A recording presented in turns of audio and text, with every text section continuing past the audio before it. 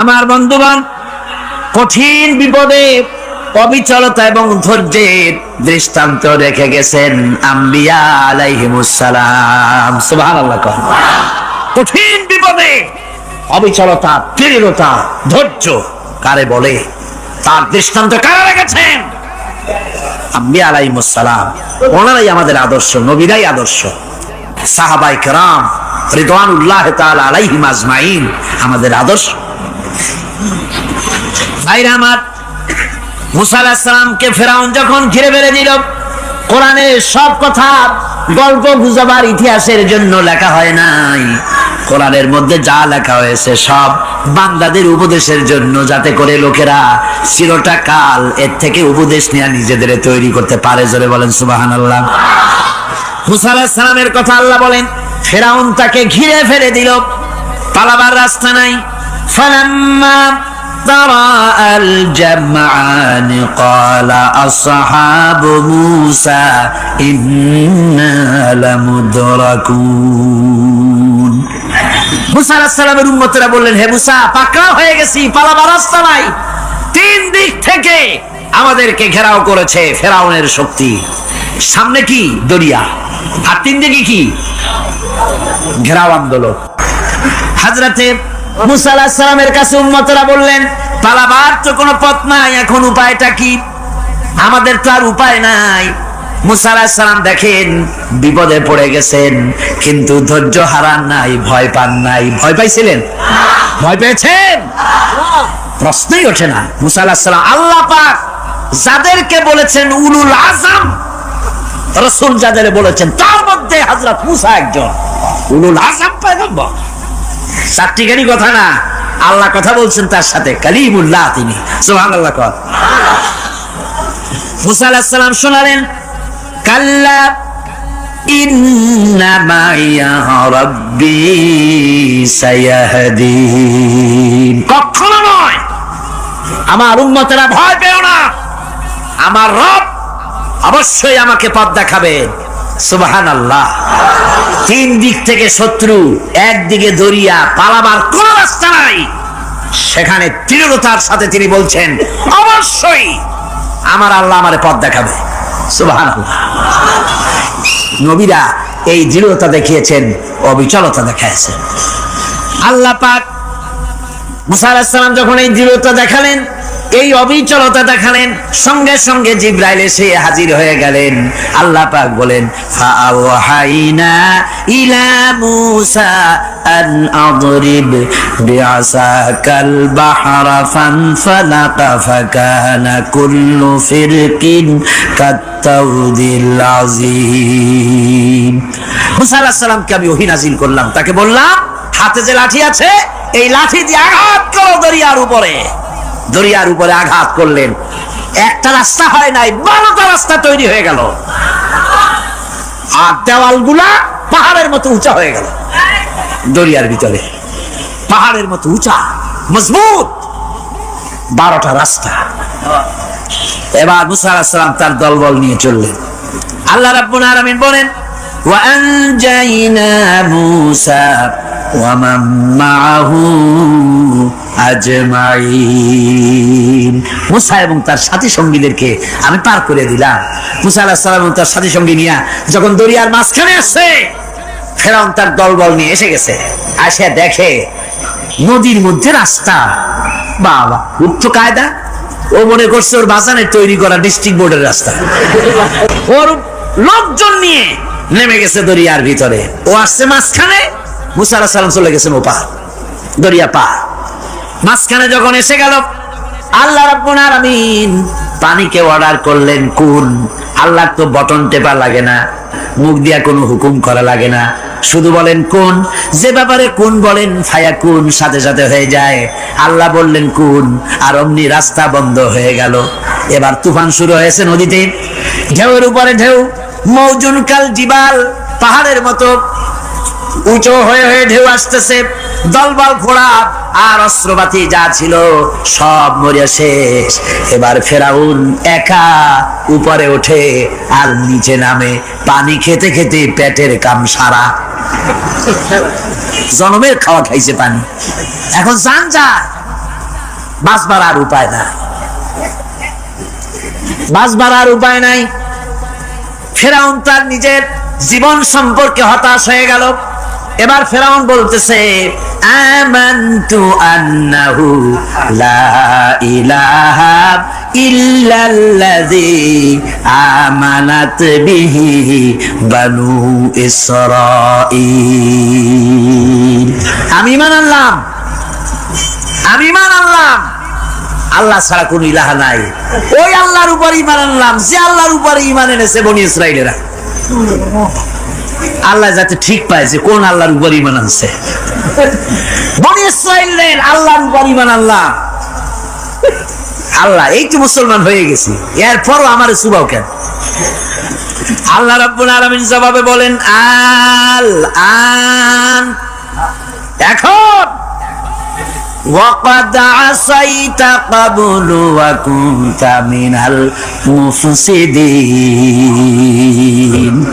এখনই মানার কথা বলছো, অথচ যুগের পর যুগ, বছরের পর বছর ধরে আমার মানুষের উপরে মন গড়া আইন চালাইছো, আমার পয়গম্বরের সাথে বেয়াদবি করেছো। আজ তোমাকে আমি ছাড়ছি না, তোমাকে আজকে ছেড়ে দেব না। আমি তোমাকে মারব। আর সমস্ত প্রাণীগুলিকে, স্থলচর প্রাণীগুলিকে আল্লাহ পাক অর্ডার দিয়া দিলেন, এই ফেরাউনের লাশকে ডুবাবি না, পচাবি না, খাবি না। আল-ইয়াওমা নুনাজ্জিকা বিবাদানিক, আমি তোমার শরীরে বাঁচায় দেব। পোকে খাবে না, পানিতে পচবে না, মাছে খাবে না, কুমিরে খাবে না, দুনিয়ার কোনো পশুতে খাবে না। আমি তোরে শুটকি বানাইয়া রাখবো, যাতে করে দুনিয়ার সমস্ত ফেরাউন যত যুগে যুগে আসে তোরে দেখে যেন হেদায়েত নিতে পারে। ফেরাউনকে আল্লাহ শুটকি বানায় রাখছে। আমি ফেরাউনদের লাশ দেখেছি ব্রিটিশ মিউজিয়ামে। ফেরাউন তো একটা না, অনেকগুলা। আসলটারে অবশ্য দেখিনি।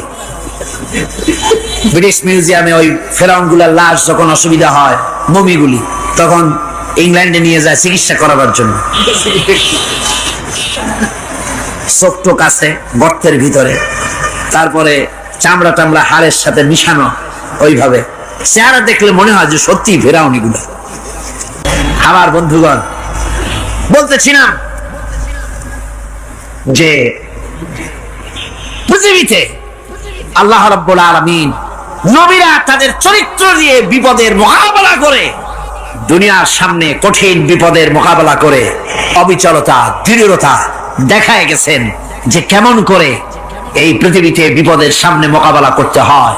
ধৈর্য ধরতে হবে। বিপদ আসবে পাহাড় সমান হয়ে, আপনাকে ধৈর্য ধারণ করতে হবে সেভাবে বুক বেঁধে।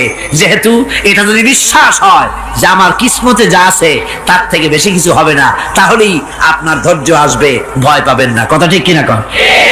এবারে হযরত হুদ আলাইহিস সালাম সম্পর্কে আল্লাহ রাব্বুল আলামিন বলেন, হযরতে হুদকে যখন ষড়যন্ত্র হলো, কাফির বেঈমানেরা তাকে মেরে ফেলার জন্য যখন সরকারি ষড়যন্ত্রে লিপ্ত হয়ে গেল, হযরতে হুদ সমাজের এই চ্যালেঞ্জের মোকাবেলা করলেন। হযরত হুদ বলেন, ফাকিদুনি জামিআন সুম্মা লা তুনজিরুন ইন্নী তাওয়াক্কালতু আলাল্লাহি রাব্বি ওয়া রাব্বিকুম।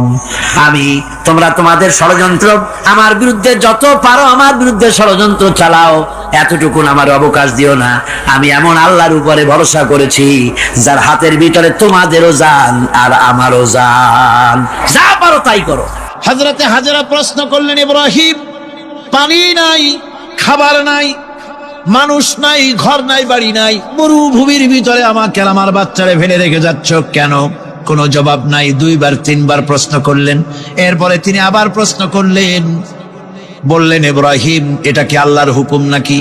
হযরত ইব্রাহিম আলাইহিস সালাম নিজের কলিজার টুকরা সন্তান আর বিবিকে রেখে যেতেছেন ভারাক্রান্ত মন নিয়ে। তিনি আকাশের দিকে আঙ্গুল উঁচু করে দেখালেন। হযরত হাজেরা বুঝলেন তিনি তো আল্লাহর পয়গম্বর, আমার কোন অপরাধে এভাবে ফেলে যাওয়ার কথা নয়। তিনি বুঝলেন এটা আল্লাহর হুকুম। হযরতে হাজেরা বললেন, ইব্রাহিম রে, নিশ্চিন্ত মনে বাড়ি ফিরে যাও। আমার মনে কোনো চিন্তা নাই, কোনো পেরেশানি আর এখন নাই। আল্লাহর হুকুমে যদি আমাকে এই মরুভূমির ভিতরে ফেলে যেয়ে থাকো, তাহলে আমি ওই আল্লাহর প্রতি এতটা ভরসা রাখি যে এই মরুভূমির ভিতরে জল পানি শূন্য, খাদ্য শূন্য জায়গায় আমি আমার বাচ্চাকে আল্লাহ রব্বুল আলামিন না খাওয়াইয়া মারবেন না। দ্বিতীয় পরীক্ষায় পাশ করল। 3 নম্বরে পরীক্ষা হলো, সন্তান বড় হয়ে গেছে, বুদ্ধি হয়েছে, দৌড়াতে পারে। আল্লাহ রাব্বুল আলামিন হুকুম করলেন ছেলেকে জবাহ করো। কত বড় আগুনের পরীক্ষা! কোরআন শরীফ বলছে হযরত ইব্রাহিম আলাইহিস সালাম নিজের ছেলেকে ডেকে নিয়ে বললেন, ইয়া বুনাইয়া ইন্নী আরা ফিল মানামি আন্নী আযবাহুক ফানজুর মাযা তারা। হে আমার কলিজার টুকরা সন্তান, আমি স্বপ্নে দেখেছি যেন আমি তোমাকে জবাহ করতেছি, তোমার রায় কি, তোমার মত কি, আমারে শোনাও। ছেলে পয়গম্বর, ছেলে তার জবাবে বললেন, ইয়া আবাতি ফাআল মা তু'মার সাতাজিদুনি ইনশাআল্লাহু মিনাস সাবিরিন। হে আমার আব্বাজান, আপনি যে ব্যাপারে স্বপ্নের ভিতরে আদিষ্ট হয়েছেন আপনি তা কার্যকরী করুন। আমাকে এতটুকু অধৈর্যের মধ্যে পাবেন না, আমাকে ধৈর্যশীলদের মধ্যে পাবেন। আমারে আপনি আল্লাহর হুকুম পালন করেন। আল্লাহ পাক শোনাচ্ছেন, ফালাম্মা আসলামা ওয়া তাল্লাহু লিল জাবিন। পিতা পুত্র দুজনই রাজি হয়ে গেল। পিতা তার ছেলেকে কাঁধ করে গলার উপরে ছুরি ধরেছেন। আল্লাহ রাব্বুল আলামিন ইসমাইল জবাহ হোক এটা আল্লাহ চান নাই, আল্লাহ চেয়েছেন পরীক্ষা করতে। পরীক্ষায় ইব্রাহিম পাশ হয়ে গেলেন। আল্লাহ পাক বলছেন, ওয়ানাদাইনাহু আইয়া ইব্রাহিম ক্বাদ সাদ্দাকতার রুইয়া ইন্না কাযালিকা নাজজিল মুহসিনিন। আমি ইব্রাহিমকে ডেকে বললাম, ইব্রাহিম তুমি তোমার স্বপ্নকে বাস্তবে রূপ দিয়েছো, আর এভাবেই করি আমি মুহসিনিনদেরকে পুরস্কৃত করে থাকি। আল্লাহ পাক খুশি হলেন। আল্লাহ পাক বললেন, ইন্না হাযা লাবালাউল মুবিন। নিঃসন্দেহে এটি একটি বিরাট পরীক্ষা ছিল, ঠিক কি না গণ? আল্লাহ নিজে বলছেন এটা একটি বিরাট পরীক্ষা, আজিম ইমতিহান। সে ইমতিহানে তিনি পাশ করলেন। পরীক্ষায় উত্তীর্ণ হওয়ার জন্য রব্বুল আলামিন পুরস্কার দিয়া দিলেন। আল্লাহ পাক বললেন, সালামুন আলা ইব্রাহিম। পড়েন সবাই, সালামুন আলা ইব্রাহিম। ইব্রাহিমের প্রতি আল্লাহ পাক বললেন, ইব্রাহিমের প্রতি সালাম রইল। সুবহানাল্লাহি ওয়া বিহামদিহি।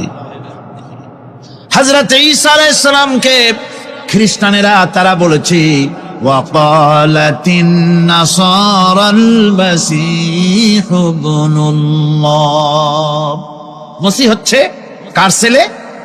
নাউযুবিল্লাহ। বলেন সবাই নাউযুবিল্লাহ।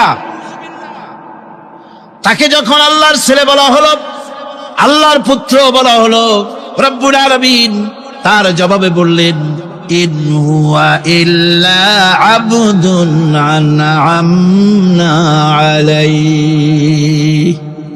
তিনি তো একজন বান্দা, তিনি আমার বান্দা ছাড়া আর কিছুই নন। আমি তার প্রতি অনুগ্রহ করেছি। বান্দা, আমার বান্দা। আল্লাহ পাকের বান্দা হওয়ার ব্যাপারে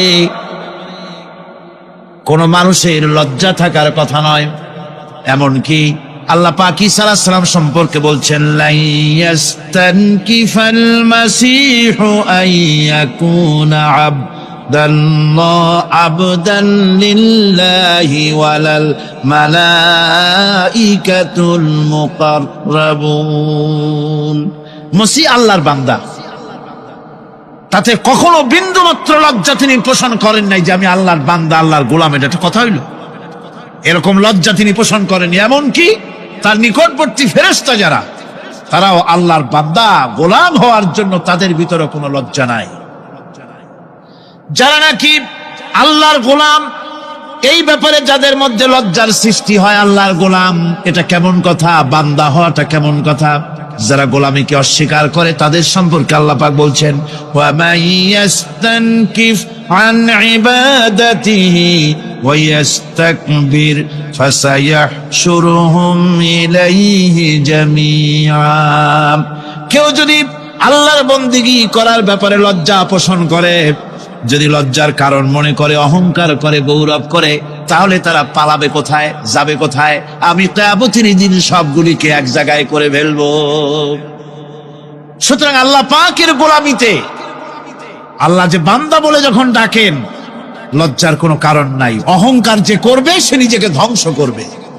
আল্লাহ পাক সব নবীদেরকে নিজের বান্দা বলেছেন। নবীরা কি?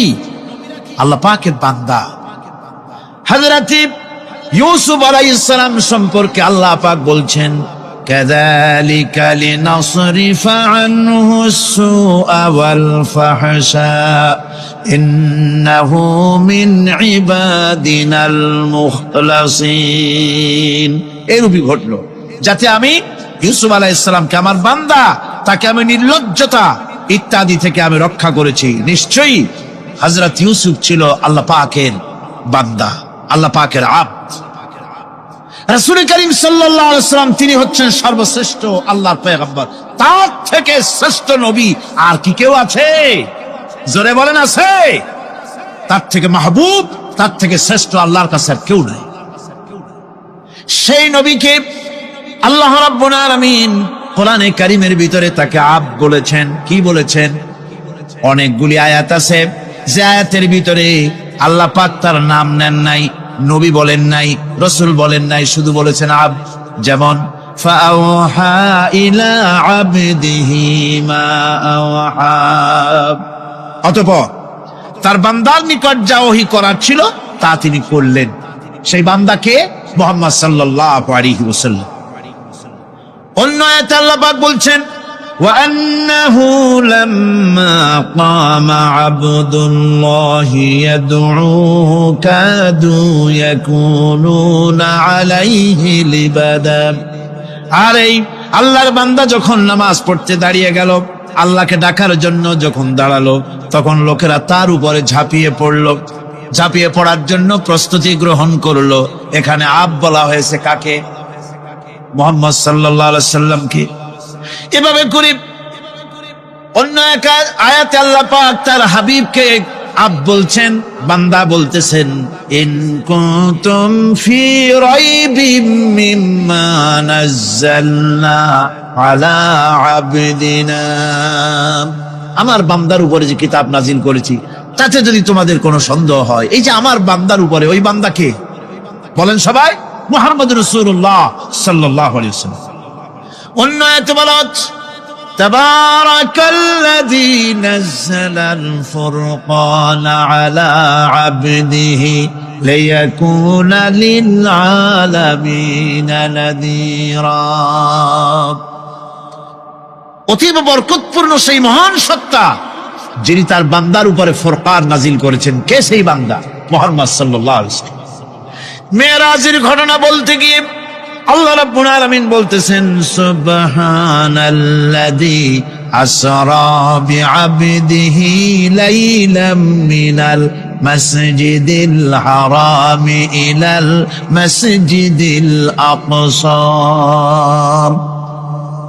পবিত্র সেই মহান সত্তা যিনি তার বান্দাকে ইসরা করিয়েছেন। কে সেই বান্দা? মুহাম্মদ রাসূলুল্লাহ সাল্লাল্লাহু আলাইহি ওয়াসাল্লাম। সুতরাং আবদিয়াত, ইবাদত, গোলামি, এটা হচ্ছে মানুষের জীবনের সবচেয়ে বড় মর্যাদাকর খেতাব আল্লাহর পক্ষ থেকে আল্লাহর বান্দা হওয়া। গোলামি পরিপূর্ণরূপে হবে কেবলমাত্র আল্লাহ পাকের। এই গোলামির জন্যই আল্লাহ পাক আমাদেরকে সৃষ্টি করেছেন, অন্য কোনো কাজে আমাদেরকে সৃষ্টি করেন নাই। সেই জন্য আমাদেরকে গোলামি করতে হবে, আনুগত্য করতে হবে কেবলমাত্র কার বলুন তো? এই গোলামি যদি সঠিকভাবে করি, যদি বান্দারা যারা আল্লাহ পাকের বান্দা বলে, গোলাম বলে নিজেদেরকে দাবি করে, যদি সঠিকভাবে ইবাদতটা করা যায়, তাহলে আল্লাহ তাদের জন্য কি ওয়াদা করেছেন শুনুন। দুনিয়ায় তাদেরকে আল্লাহ পুরস্কার দেবেন, আখেরাতেও দেবেন। এটা বন্ধ করে, দুনিয়া এবং আখেরাতে আল্লাহ পুরস্কার দেবেন। সে পুরস্কারটা কি? দুনিয়ার পুরস্কারটা আগে শোনেন। আল্লাহ পাক বলেন, যারা আমার ইবাদত করবে তাদের ব্যাপারে আমার ওয়াদা শোনো। ওয়াদাল্লাহুল্লাযীনা আমানু ওয়া আমিলুস সালিহাতি লায়াস্তাখলিফান্নাহুম ফিল আরদি কামাস্তাখলাফাল্লাযীনা মিন ক্বাবলিহিম। তোমাদের মধ্যে যারা ঈমান এনেছে এবং সৎ কাজ করেছে, আল্লাহ রাব্বুল আলামিন তাদের ব্যাপারে আল্লাহর ওয়াদা হচ্ছে, আল্লাহর প্রতিজ্ঞা হচ্ছে, আল্লাহ ওয়াদা করতেছেন তাদেরকে জমিনের উপরে প্রতিষ্ঠিত করবেন। যেমন করে তোমাদের পূর্বপুরুষদেরকে প্রতিষ্ঠিত করা হয়েছিল, ওইভাবে তোমাদেরকে প্রতিষ্ঠিত করা হবে। সুবহানাল্লাহ। প্রতিষ্ঠিত করা হবে মানে রাষ্ট্র ক্ষমতা দেওয়া হবে। কি দেওয়া হবে? যদি গোলাম হও, যদি কি হও? গোলাম।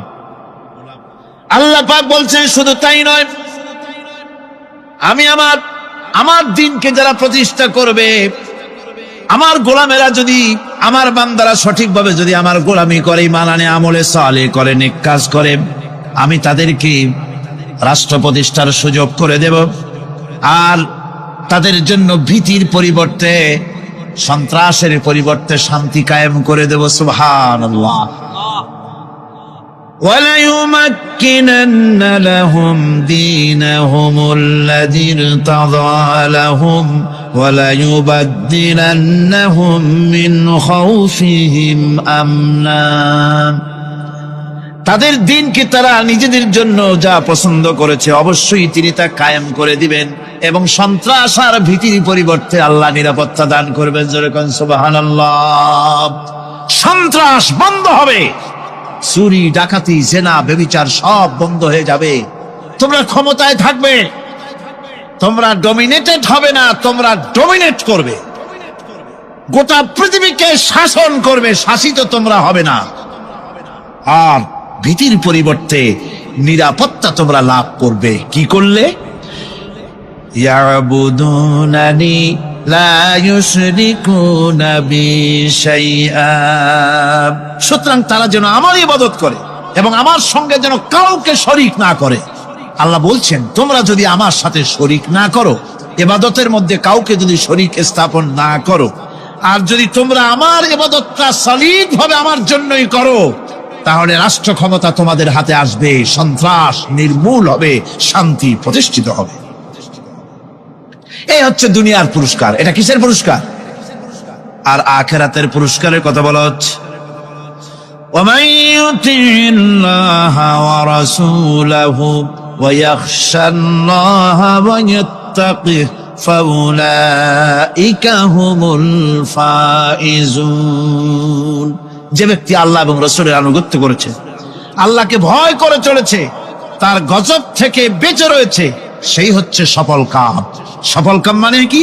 কিয়ামতের দিন আল্লাহ পাক তাদেরকে জান্নাত দান করবেন। আল্লাহ পাক তাদেরকে কিয়ামতে কি দিবেন? জান্নাত দিবেন, চিরস্থায়ী শান্তির জায়গা, সেই জান্নাত লাভ করা যাবে।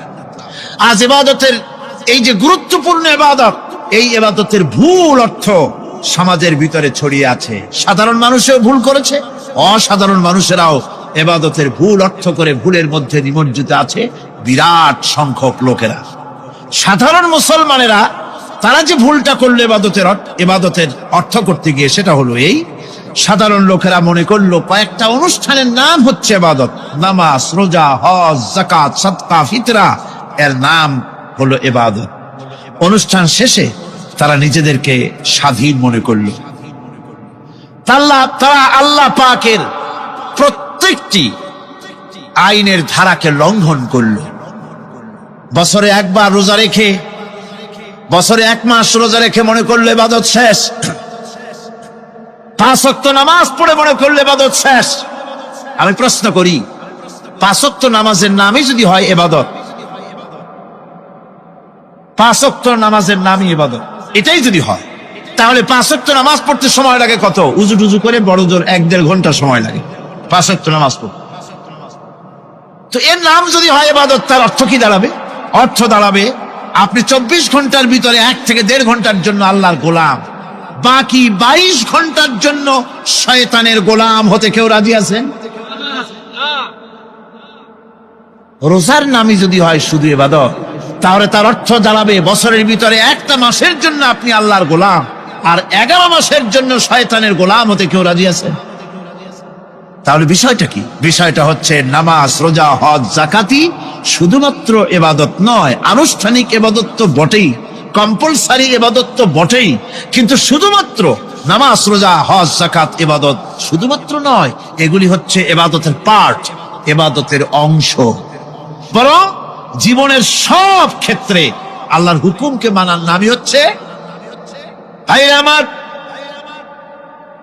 একদিকে নামাজ রোজা করছি, অন্যদিকে আল্লাহর আইনের প্রতিটি ধারাকে লঙ্ঘন করে চলছে, মিথ্যা ওয়াদা করে, মিথ্যা কথা বলে, সুদ খায়, ঘুষ খায়, জেনা করে, এরপরে অন্যের হক নষ্ট করে, প্রতিবেশীর হক নষ্ট করে, হারাম মাল খায়, হকদারের হক নষ্ট করে, প্রতিবেশীর হক নষ্ট করে, জিন্দা মুর্দা মানুষকে নিজের জন্য শক্তিধর বলে মনে করে, এক টুকরা রুটির জন্য অথবা এক ফোঁটা, এক ঘটি পানির জন্য কাফেরের কাছে হাত পেতে দাঁড়ায় থাকে। এই যদি অবস্থা হয়, এটাই যদি হয় ঈমান, আর এটার নামই যদি ইবাদত হয়, তাহলে এই পৃথিবীর মুসলমানের আজ লাঞ্ছিত কেন? আল্লাহর ওয়াদা কি মিথ্যা? নাউযুবিল্লাহি মিন যালিক। আমাদের ইবাদত যদি ঠিক হয়, যদি সত্যিকারের ইবাদত যদি আমরা করে থাকি, তাহলে ক্ষমতায় ইমানদারেরা নাই কেন? বিশ্ব জুড়ে মুসলমানেরা লাঞ্ছিত কেন? তাহলে বুঝতে হবে ইবাদতের মধ্যে বিরাট গরমিল করে ফেলেছি, ঠিক কিনা? লক্ষ্য করুন, যেই লোকটা হজ করতেছে, উমরা করতেছে, নামাজ পড়তেছে, মসজিদ মাদ্রাসায় চান্দা দিতেছে, ওই লোকটি আবার ব্যাংকের থেকে সুদের টাকা নিয়ে ব্যবসা চালাইতেছে। ব্যবসা ঠিক রাখার জন্য, ইনকাম ট্যাক্স ফাঁকি দেওয়ার জন্য ব্যবসায়ীরা 2 ধরনের 3 ধরনের খাতা মেনটেন করছে। কথা ঠিক কিনা? মিথ্যা কথা বলছে, ঘুষ দিতেছে, বেশি করে বিদ্যুতের বিল যাতে না আসে সেজন্য যারা বিদ্যুৎ লাইনে আছে তাদেরকে পয়সা দিয়ে ম্যানেজ করতেছে, ঠিক কিনা? আমি পার্লামেন্টে বলেছি বিদ্যুৎ বাইরের থেকে আনতে হবে না, ঘুরে ঘুরে আবার বিদ্যুতের কথা আসে। বিদ্যুৎ আনা লাগবে না, কারণ আমার দেশের চাহিদা হচ্ছে 2500 মেগাওয়াট, সেখানে 1800 মেগাওয়াট আমাদের আছে। আরেকদিকে 4টা বিদ্যুৎ প্রকল্প বন্ধ হয়ে আছে। ওই 4টি বন্ধ হওয়া প্রকল্প যদি চালু করা যায়, তাহলে 2900 মেগাওয়াট বিদ্যুৎ উৎপাদিত হতে পারে বলে বিশেষজ্ঞরা বলেছেন। তাহলে আমাদের উদ্বৃত্ত 400 মেগাওয়াট থেকে যাবে। এইটাকে বাইরের থেকে আনার কোনো দরকার নাই। বিদ্যুতের অপচয় বন্ধ করুন, বিদ্যুতের চুরি বন্ধ করেন। মিল কল কারখানা যাদের আছে, লক্ষ লক্ষ টাকা বিদ্যুৎ বিল হয়, কিন্তু লাইনম্যানদের সঙ্গে ম্যানেজ করে গভর্নমেন্টকে ফাঁকি দেওয়া হচ্ছে, ঠিক কিনা? তোমার নামাজের দাম কি? তোমার হজের 4 পয়সা দাম নাই। তুমি রাষ্ট্রকে ফাঁকি দিয়েছ, তুমি জনগণকে ফাঁকি দিয়েছ, তুমি দেশের শত্রু। টেলিফোনে বিল হাজার হাজার টাকা, লাখ টাকার বেশি বিল হয়, লাইনম্যানের সঙ্গে ম্যানেজ করে 500, 700, 2000 টাকা দিয়ে সারিয়ে দেয়, ঠিক কিনা? এরা জাতির শত্রু, দেশের শত্রু। এদেরকে ফায়ারিং স্কোয়াডে নিয়ে ক্রাশ ফায়ার করে উড়ায় দেওয়া উচিত। এরা দেশের দুশ্মন। আজ সিস্টেম লসের নাম দিয়া বিদ্যুৎ চুরির আরেক ব্যবস্থা করা হয়েছে। সিস্টেম লস করে ওনারা নিজেরা, আর এর ভোগান্তি জনগণকে করতে হয়। কসাইয়ের মতো ছুরি দিয়া জবাও করে জনগণের কাছ থেকে সিস্টেম লসের চার্জ আদায় করা হয়।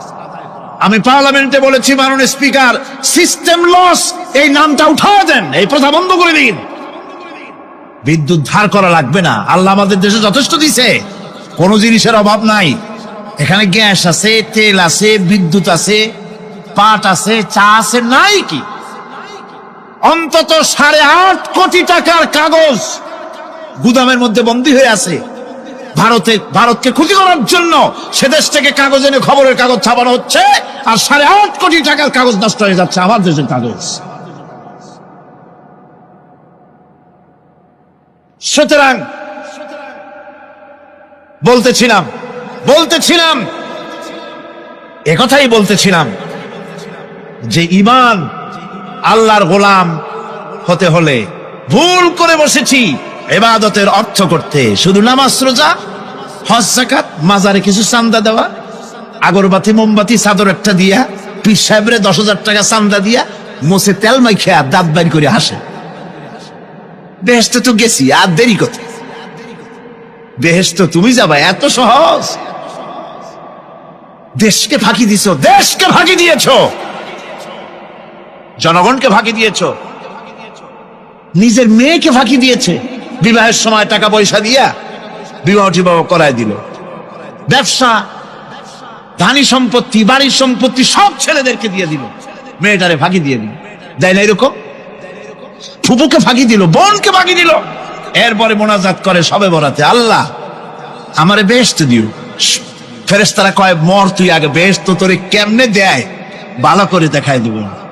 বেটা তুই যাবি বেহেশতে? এত সোজা? ওটা মামু বাড়ির বারান্দা নাকি? এত সহজ নয়। সুতরাং সাধারণ মানুষ মারাত্মক ভুল করেছে এখানে। নামাজ রোজা হজ যাকাত ইবাদত, আর কিছু কি ইবাদত মনে করে নাই? আপনার চাকরি আপনার ইবাদত, চাকরিতে ফাঁকি দেওয়া যাবে না। আপনি সুস্থ মানুষ, মেডিকেল লিভ নিয়ে ওয়াজ মাহফিল অথবা কোনো ইজতেমায় যাওয়া যাবে না, কোনো চেল্লা দিতে যাওয়া যাবে না। মেডিকেল লিভ নিয়ে আপনি সুস্থ মানুষ, কেন আপনি মেডিকেল লিভ নিচ্ছেন? আপনি ফাঁকি দিতে পারবেন না। সরকারি চাকরি করেন, মিল কল কারখানায় চাকরি করেন, ফরজ নামাজ পড়েছেন ভালো কথা, সুন্নাত পড়েছেন ভালো কথা, নফল পড়বেন না। জোহরের নফল পড়া বাদ দিন। যদি আপনি চাকরিজীবী হন, চাকরি করেন, ওটাই ইবাদত। এর নাম ইসলাম, এর নাম ইসলাম। গভর্নমেন্ট যে বেতন দেয় সেই বেতনের উপরে সন্তুষ্ট থাকুন, ঘুষ খাইয়েন না। যদি বেশি বেতন লাগে গভর্নমেন্টের কাছে দাবি জানান যে আমাদের বেতন বাড়ায় দাও। ঘুষ খাবেন কেন? হারাম। জোরে কোন এটা কি? এই ঘুষের টাকা মাজারে দিয়া, পীরেরে দিয়া আল্লাহরে খুশি করবেন, এত সহজ না, এত সহজ না। সেই জন্য আমি সব ভাইদের খেদমতে আরজ করব, ইবাদত হচ্ছে জীবনের সব ক্ষেত্রে গোলামি, সকল ক্ষেত্রে গোলামি। চাকরিতে, অফিসে, আদালতে, কলকারখানায়, ক্ষেত খামারে, পার্লামেন্টে, সেক্রেটারিয়েটে, সেনানিবাসে, স্কুলে, কলেজে, বিশ্ববিদ্যালয়, সর্বত্র গোলামি কার? আল্লাহ পাকের। রিজকে হালাল করতে হবে, উপার্জনকে হালাল করতে হবে, সত্যিকারের আল্লাহর গোলাম হতে হবে। এক্ষেত্রে ইবাদতের অসাধারণ ব্যক্তি যারা, তারাও এক শ্রেণীর অসাধারণ ব্যক্তিরাও ভুল করে বসছেন। তারা যে ভুলটা করলেন ওটা হচ্ছে তারা তাসবিহ, জায়নামাজ, খানকাহ, হুজরাখানা এর ভেতরে বসে জিকির আজগার করাটাকেই জীবনের জন্য আল্লাহর ইবাদত মনে করে নিলেন। আল্লাহর বান্দারা যখন অনাচার ব্যভিচারে লিপ্ত, আল্লাহর আইনের পরিবর্তে যখন মানুষের তৈরি করা আইন চলছে, চেচনিয়া বসনিয়া যখন মানুষদেরকে জবাও করা হচ্ছে, বসনিয়ার মুসলমান সন্তানদেরকে যখন জবাও করা হয়, কাশ্মীরের স্বাধীনতাকামী মুসলমানদের অধিকার হরণের জন্য তাদের উপরে যখন বন্য হায়নার মতো, পশুর মতো যখন ভারতীয় শত্রু সৈন্যরা যখন হামলা চালায়, সোমালিয়ার মানুষগুলি যখন না খেয়ে তাদের হাড়, পাঁজরার হাড়গুলি যখন বেরিয়ে যায়, তখনও যদি আপনি খানকার ভেতরে থেকে তসবিহ পড়েন আর তাহাজ্জুদের নামাজ পড়ে কপালে দাগ লাগান, এই অন্যায়ের বিরুদ্ধে যদি সোচ্চার না হন, আপনার এই তসবির কোনো দাম নাই। আপনাকে সোচ্চার হতে হবে, আপনাকে অন্যায়ের বিরুদ্ধে খাড়া হতে হবে।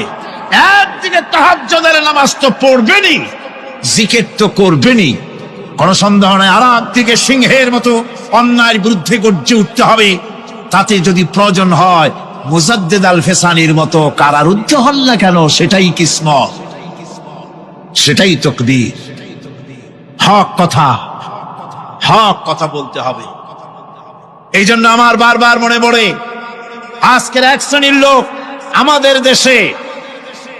দেশে এক শ্রেণীর লোক বাইরের থেকেও আসে, বিদেশ থেকেও আসে, নামের আগে আওলাদে রসুল লাগান। ফেদায়ে রসুল, মুজাহিদে মিল্লাত, আওলাদে রসুল। আজীব, তুমি আওলাদে রসুল।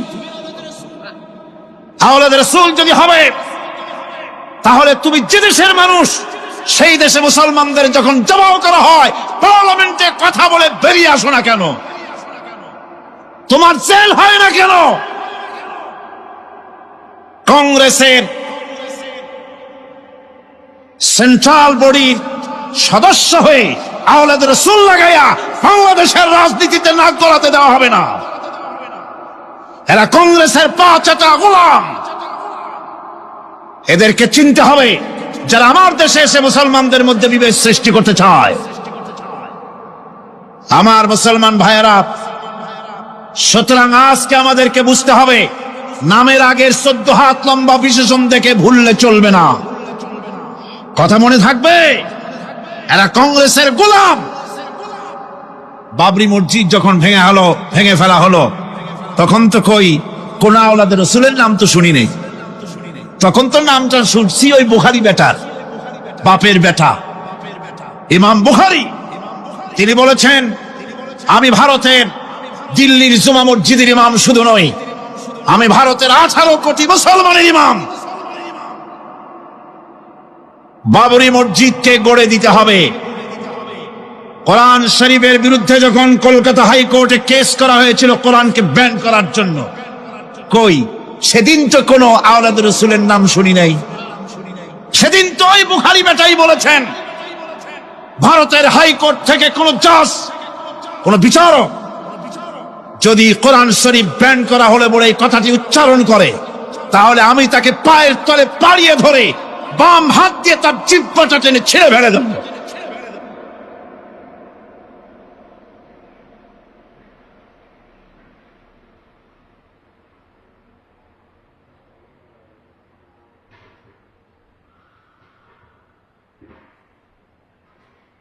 বন্ধুগণ, সুতরাং আমাদেরকে বুঝতে হবে, বসুন, বেয়াদবি করবেন না, বসেন। আমাদেরকে বুঝতে হবে খানকায় শুধু জিকির আজগার করলেই চলবে না। হযরতে শাহজালাল রহমতুল্লাহ আলাইহি এক হাতে ছিল তরবারি, আর এক হাতে ছিল কোরআন। লড়াই করেছেন হযরতে শাহ মখদুম, হযরতে খান জাহান আলী, হযরতে খাজা মুঈনুদ্দিন চিশতি আজমেরি রহমতুল্লাহ আলাইহি, হযরতে মুজাদ্দিদ আল ভিসানি রহমতুল্লাহ আলাইহি। মুরিদের বাড়ি জম্মের খাওয়া খাইয়া পেটটা কুমিরের মতো বড় করে নাই। জেল খেটেছে হক কথা বলতে গিয়ে। বাপের বেটা হও, নিজের দেশে কথা কও। বাংলাদেশে এসে তারপরে জনগণের টাকা লুটপাট করার কাউকে অধিকার দেওয়া হবে না। আমার বন্ধুগণ, আল্লাহর ওলি যারা, তারা এভাবে করে জনগণের খেদমত করেছেন, কথা বলেছেন। সুতরাং শুধু জিকির আজগার করলেই হবে না, হক কথা বলতে হবে স্পষ্ট করে। এটাই হলো ইবাদতের হক আদায় হবে যদি সত্যিকারের হক কথা বলা যায়। অসাধারণ ব্যক্তিরা ময়দানে কথা বলবেন, হক কথা বলবেন, অন্যায়ের বিরুদ্ধে সোচ্চার হবেন।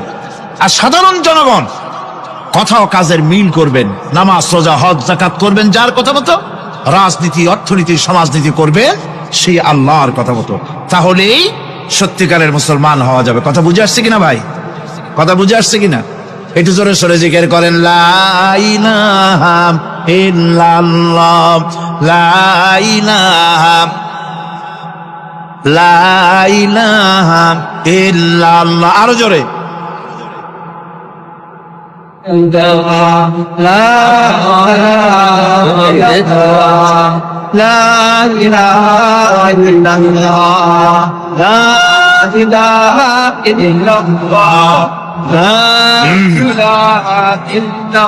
আপনারা আপনারা যদি মাথা উঠাইয়া দেখতে থাকেন তো কি দেখবেন? মানুষের মাথা আর টুপি ছাড়া তো কিছুই দেখা যাবে না। কাজী ওঠা বসা না করে আজকে এক পবিত্র রাত আমরা আল্লাহর কাছে দোয়া করব। আলোচনার আমি এগিয়ে যাচ্ছি। এবাদত আমাদেরকে বুঝতে হবে। এবাদত যদি না বুঝি তাহলে মুসলমান বলে দাবি করারও কোনো মূল্য নাই। মানব জন্ম বৃথা। কারণ হচ্ছে আল্লাহ রাব্বুল আলামিন বলেছেন, মা খালাকতুল জিন্না ওয়াল ইনসা ইল্লা লিয়াবুদুন। মানুষ আর জিন জাতিকে আমি সৃষ্টি করেছি আমার গোলামির জন্য। কার গোলামি? ওই গোলামির পূর্ণাঙ্গ নমুনা যদি জানতে চাই, পূর্ণাঙ্গ নমুনা দৃষ্টান্ত লাগবে। কাকে অনুসরণ করব? পূর্ণাঙ্গ ইবাদতের আল্লাহর গোলামির পূর্ণাঙ্গ নমুনার জন্য কোরআনে কারিমে দৃষ্টান্ত সেট করা হয়েছে। হযরত ইব্রাহিম আলাইহিস সালামের আল্লাহ পাক বলেন, ইয ক্বালা লাহু রাব্বুহু আসলিম ক্বালা আসলামতু লিরাব্বিল আলামিন। তার অবস্থা এই ছিল। কার? ইব্রাহিম আলাইহিস সালাম। তার অবস্থা এই ছিল যে তার রব যখন তাকে বললেন আনুগত্যের মস্তককে অবনত করে দাও, তিনি বললেন আমি আমার বিশ্বপালকের সামনে মাথাটা নত করে দিলাম। সুবহানাল্লাহ। কোন শর্ত ছাড়াই মাথা নিচু করে দিলাম। এই পন্থায় তিনি যে পন্থাটা অবলম্বন করেছিলেন, এই পন্থায় চলার জন্য তার সন্তানদেরকেও তিনি হুকুম করেছিলেন। ووصى بها إبراهيم ببنيه ويعقوب يا بني إن الله اصطفى لكم الدين فلا تموتن إلا وأنتم مسلمون। ইয়াকুব এবং ইব্রাহিম আলাইহিস সালাম তার সন্তানদেরকে এই উপদেশ দিয়েছিলেন যে তিনি বলেছিলেন, হে আমার সন্তানেরা, আল্লাহ ছাড়া তোমাদের জন্য আল্লাহ পাক এই দ্বীনকে মনোনীত করেছেন। আল্লাহ পাকের আনুগত্য করবে, তার দ্বীনের প্রতি সারেন্ডার করবে। আর খবরদার মুসলমান না হয়ে যেন তোমরা মরে যেও না। মৃত্যু মুসলমান অবস্থায় থাকবে, অর্থাৎ মৃত্যু পর্যন্ত থাকবে কি অবস্থায়? মুসলমান অবস্থায়। أم كنتم شهداء إذ حضر يعقوب الموت إذ قال لبنيه ما تعبدون من بعدي। ইয়াকুব আলাইহিস সালাম তার মৃত্যুর সময় জিজ্ঞেস করেছিলেন, ও আমার সন্তানেরা, আমার মৃত্যুর পরে তোমরা কার ইবাদত করবে, কার গোলামি করবে?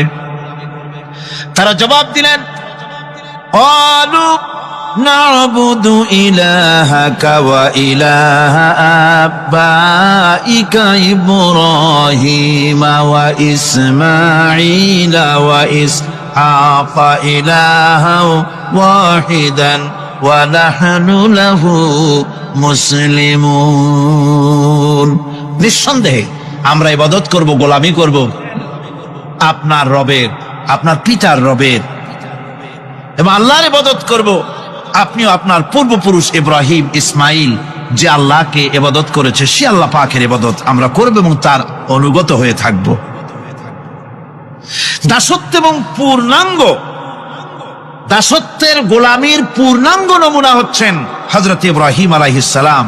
আল্লাহর গোটা জমিন যখন শিরকের অন্ধকারে ডুবে গিয়েছিল, তখন হযরত ইব্রাহিম আলাইহিস সালাম তাওহীদের আলো জ্বালিয়ে দিয়েছিলেন। এই নিবেদিতদের ইমাম হিসাবে আল্লাহ পাক তাকে ঘোষণা দিলেন।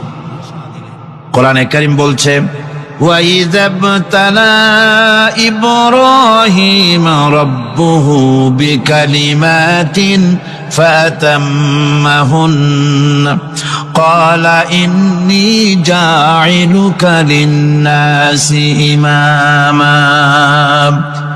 ইব্রাহিমকে তার রব কয়েকটি বাক্য দিয়ে পরীক্ষা করলেন এবং তিনি সেই পরীক্ষাগুলোতে পাশ করলেন। তখন আল্লাহ রাব্বুল আলামিন তাকে বললেন যে আমি তোমাকে গোটা বিশ্ব মানবতার জন্য, গোটা বিশ্বের সমস্ত মানুষের জন্য আমি তোমাকে নেতা বানাবো। সুবহানাল্লাহি ওয়া বিহামদি। প্রথম পরীক্ষা হলো, গতকাল বলেছি, সে আগুনের পরীক্ষা। সেখানে আল্লাহ পাক তাকে পাশ করালেন, তিনি পাশ করলেন। দ্বিতীয় পরীক্ষা ছিল বিবি এবং নবজাতক সন্তানকে নিয়ে আল্লাহ হুকুম করলেন, এই বিবি আর বাচ্চারে নিয়ে মরুভূমিতে রেখে আসো। মরুভূমিতে যেখানে ঘর নাই, বাড়ি নাই, সেই জায়গায় বিবি এবং বাচ্চাকে রেখে যাওয়ার সময় তিনি বললেন, রব্বানা ইন্নী আসকানতু মিন যুররিয়াতি বিওয়াদিন গায়রি যী যারইন ইনদা বাইতিকাল মুহাররাম। হায় আল্লাহ রাব্বুল আলামিন, আমি পানি এবং তরুলতাবিহীন এক মরুভূমির ভিতরে আমার বংশের একটি অংশকে এখানে রেখে গেলাম। তোমার ঘরের কাছে পুনর্বাসিত, আমি তাদের কাছে, এই ঘরের কাছে, সম্মানিত ঘরের কাছে রেখে গেলাম। পরীক্ষায় তিনি পাশ করলেন। হযরতে হাজেরা প্রশ্ন করলেন, ইব্রাহিম, পানি নাই, খাবার নাই, মানুষ নাই, ঘর নাই, বাড়ি নাই, মরুভূমির ভিতরে আমাকে আর আমার বাচ্চারে ফেলে রেখে যাচ্ছ কেন? কোনো জবাব নাই। 2 বার 3 বার প্রশ্ন করলেন। এরপরে তিনি আবার প্রশ্ন করলেন, বললেন, ইব্রাহিম, এটা কি আল্লাহর হুকুম নাকি? হযরত ইব্রাহিম আলাইহিস সালাম নিজের কলিজার টুকরা সন্তান আর বিবিকে রেখে যেতেছেন ভারাক্রান্ত মন নিয়ে। তিনি আকাশের দিকে আঙ্গুল উঁচু করে দেখালেন। হযরত হাজেরা বুঝলেন ইনি তো আল্লাহর পয়গম্বর, আমার কোন অপরাধে এভাবে ফেলে যাওয়ার কথা নয়। তিনি বুঝলেন এটা আল্লাহর হুকুম। হযরত হাজেরা বললেন, ইব্রাহিম রে, নিশ্চিন্ত মনে বাড়ি ফিরে যাও। আমার মনে কোনো চিন্তা নাই, কোনো পেরেশানি আর এখন নাই। আল্লাহর হুকুমেই যদি আমাকে এই মরুভূমির ভিতরে ফেলে যেয়ে থাকো, তাহলে আমি ওই আল্লাহর প্রতি এতটা ভরসা রাখি যে এই মরুভূমির ভিতরে জল পানি শূন্য, খাদ্য শূন্য জায়গায় আমি আমার বাচ্চাকে আল্লাহ রব্বুল আলামিন না খাওয়াইয়া মারবেন না। দ্বিতীয় পরীক্ষায় পাশ করি। 3 নম্বরে পরীক্ষা হলো, সন্তান বড় হয়ে গেছে, বুদ্ধি হয়েছে, দৌড়াতে পারে। আল্লাহ রাব্বুল আলামিন হুকুম করলেন, ছেলেকে জবাহ করো। কত বড় আগুনের পরীক্ষা! কোরআন শরীফ বলছে, হযরত ইব্রাহিম আলাইহিস সালাম নিজের ছেলেকে ডেকে নিয়ে বললেন, ইয়া বুনাইয়া ইন্নী আরা ফিল মানামি আন্নী আযবাহুক ফানজুর মাযা তারা। হে আমার কলিজার টুকরা সন্তান, আমি স্বপ্নে দেখেছি যেন আমি তোমাকে জবাহ করতেছি। তোমার রায় কি, তোমার মত কি, আমারে শোনাও। ছেলে পয়গম্বর, ছেলে তার জবাবে বললেন, ইয়া আবাতি ফাআল মা তু'মার সাতাজিদুনি ইনশাআল্লাহু বিনাস সাবিরিন। হে আমার আব্বাজান, আপনি যে ব্যাপারে স্বপ্নের ভিতরে আদিষ্ট হয়েছেন, আপনি তা কার্যকরী করুন। আমাকে এতটুকু অধৈর্যের মধ্যে পাবেন না, আমাকে ধৈর্যশীলদের মধ্যে পাবেন। আমারে আপনি আল্লাহর হুকুম পালন করেন।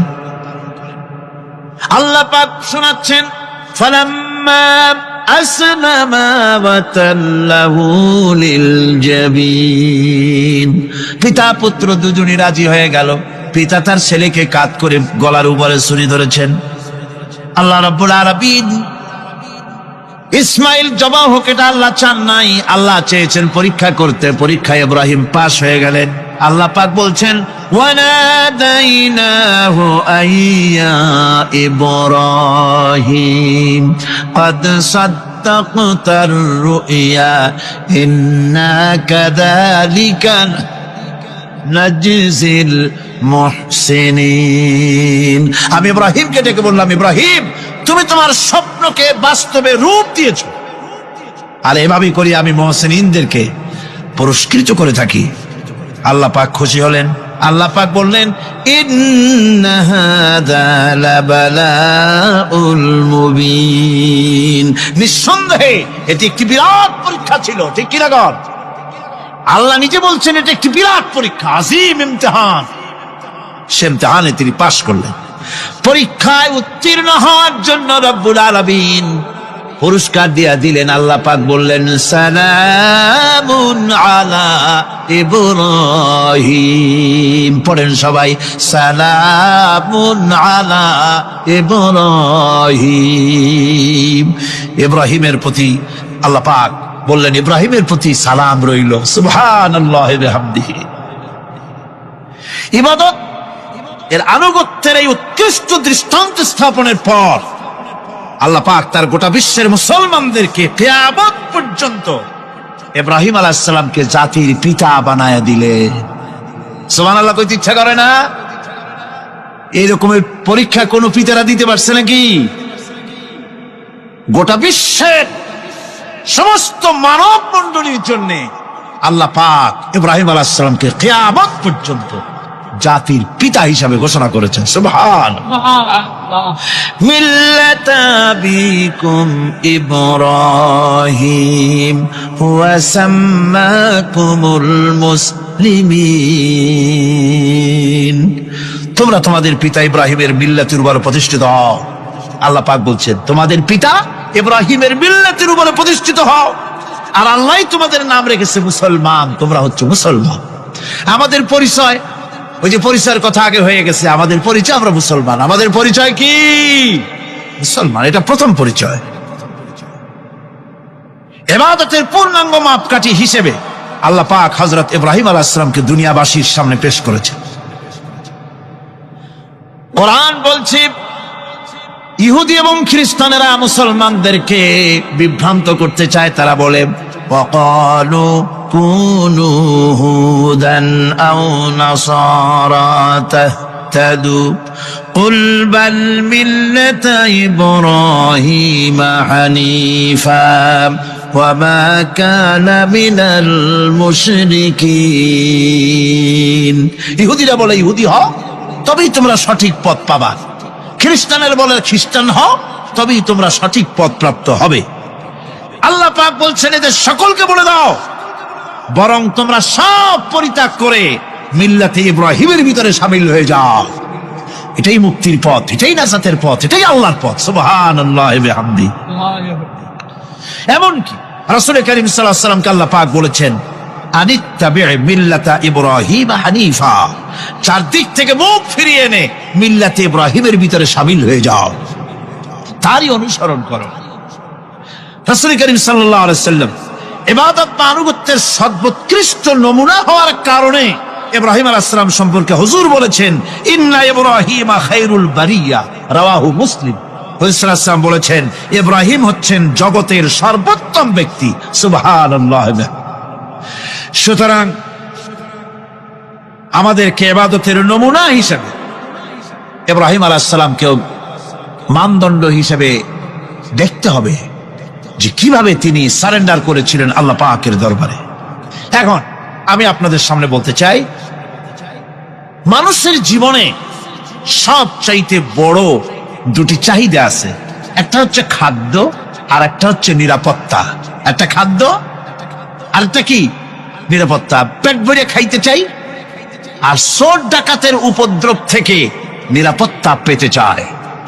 আইন শৃঙ্খলা পরিস্থিতির উপরে যখন পার্লামেন্টে আলোচনা হচ্ছিল, আমি তখন বলেছি মাননীয় স্পিকার, আমার দেশের সাধারণ ভোটারদের বড় কোনো আশা আকাঙ্ক্ষা নাই। তারা কোনোদিন বলে না যে আমাদের গুলশানে বাড়ি দিতে হবে সকলে, আমাদেরকে মঙ্গল গ্রহে অফিস বানায় দিতে হবে, বাসেরও গাড়ি দিতে হবে।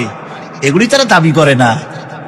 যারা ভোট দেয়, কষ্ট করে, মিছিল করে, এই সাধারণ জনগণের দাবি হচ্ছে মিনিমাম দাবি, খুবই কম। তাদের দাবি হলো মোটা সুতার কাপড় চাই ইজ্জত ঢাকার জন্য, পেট ভরে খেতে চাই, পোলাও কোরমা বিরিয়ানির দরকার নাই, আর আশ্রয়ের জন্য ছোট্ট একটু ঘর চাই, চোর ডাকাতের উপদ্রব থেকে নিরাপত্তা চাই। কথা ঠিক কিনা? আমি বললাম স্পিকার সাহেব, আজ পর্যন্ত যতগুলি গভর্নমেন্ট এসেছে বাংলাদেশে, প্রত্যেকটি গভর্নমেন্ট আমার দেশের জনগণের এই ন্যূনতম দাবি, এই আশা পূরণ করতে ব্যর্থতার পরিচয় দিয়েছে। কেউ পারে নাই। যারাই গেছে তারাই তাদের নিজেদের আখের গোছাবার চেষ্টা করেছেন। সব নিজেকে নিয়ে ব্যস্ত, নিজের লোকদের নিয়ে ব্যস্ত, জনগণ নিয়ে চিন্তা নাই। সুতরাং মানুষের চাহিদা হচ্ছে খাদ্য আর নিরাপত্তা। আমরা কি খাদ্য আর নিরাপত্তা সত্যি কি চাই? চাই। খাদ্য যদি চাই ক্ষুধার সময়, নিরাপত্তা যদি চাই ভীতির সময়, আল্লাহ রাব্বুল আলামিন বলেন কোন গভর্নমেন্ট দিতে পারবে না, দুনিয়ায় কেউ দিতে পারে নাই, পারবেও না। ক্ষুধার সময় যদি খাদ্য চাও, ভীতির সময় যদি নিরাপত্তা লাভ করতে চাও, তাহলে ফালইয়াবুদু রাব্ব হাযাল বাইত, এই ঘরের মালিকের ইবাদত কর। কোন ঘর? কাবা ঘর। বলেন কোন ঘর? কাবা ঘর। কাবা শরীফের মালিকের ইবাদত কর। তাহলে কি হবে? الذي أطعمهم من جوع وآمنهم من خوف, এই ঘরের মালিকের ইবাদত যদি করো তাহলে ক্ষুধার সময় তিনি তোমাদেরকে খেতে দিবেন, আর ভীতির সময় তিনি তোমাদের নিরাপত্তা দান করবেন। এ ওয়াদা কার? চিল্লায় বলেন ওয়াদা কার? আল্লাহ পাকের ওয়াদা বিশ্বাস হলো না, এমনই পোড়া কপালের মুসলমান। নির্বাচন যখন আসলো, সলিমউদ্দিন সাহেব আসতেন মঞ্চের উপরে, পরিচয় করানো হচ্ছে। এত আপনারা যার বক্তৃতা শোনার জন্য দ্বীপ্রহরের রৌদ্রে কষ্ট করতেছিলেন, এখন সেই সংগ্রামী জননায়ক, বিপ্লবী সন্তান, তিনি এখন আপনাদের সামনে বক্তব্য রাখবেন। উনি দাঁড়ায় বললেন, ভাইয়ারা আমার, বোনের আমার, আমি এবার বোতল মার্কা বাক্স নিয়ে দাঁড়াইছি, আমারে সকলে মিলে ভোট দেন। এবার যদি ক্ষমতায় যেতে পারি, না খাইয়া কেউ মরবেন না, কিন্তু কি খাইয়া মরবে তাও কয় না। মানুষেরা এই কথাগুলি বিশ্বাস করলার সমানে ভোট দিল। হায় রে কপাল! আল্লাহ বললেন, আমার ইবাদত কর, আমার গোলামি কর জীবনের সব জায়গায়, তাহলে ক্ষুধার সময় খাইতে পারবি আর ভীতির সময় নিরাপত্তা পাবি। আল্লাহর কথাটা বিশ্বাস হইল না। এই নামাজ পড়ার মুসলমানের দাম আছে, কোন দাম আছে? এ রোজা খাওয়ার দাম আছে, এ মুসলমান দাবি করার দাম আছে। আল্লাহ রাব্বুল আলামিন তিনি পরিষ্কার করে বলছেন, এই ঘরের মালিকের ইবাদত করো, তিনি ক্ষুধার সময়ে খেতে দিবেন, আর তিনি তোমাদেরকে ভীতির সময় নিরাপত্তা দান করবেন। চাউলের অভাব হবে না, পাটের অভাব হবে না, খাদ্যের অভাব হবে না, কারণ দুটি জিনিস যদি তোমরা করতে পারো, খাবারের অভাব হবে না। ওয়ালাউ আন্না আহলাল কুরা আমানু ওয়াত্তাকাউ লাফাতাহনা আলাইহিম বারাকাতিম মিনাস সামাই ওয়াল আরদ, দেশের লোকেরা, জনপদের লোকেরা যদি দুইটা কাজ করে, এক নম্বরে হলো আমার উপরে ঈমান আনবে, দুই নম্বরে হলো আমাকে ভয় করার নীতি অবলম্বন করে যদি চলে, তাহলে ওই দেশের মানুষের জন্য আকাশ আর জমিনের সব বরকতের দরজা আমি আল্লাহ খুলে দেব। আল্লাহর ওয়াদা।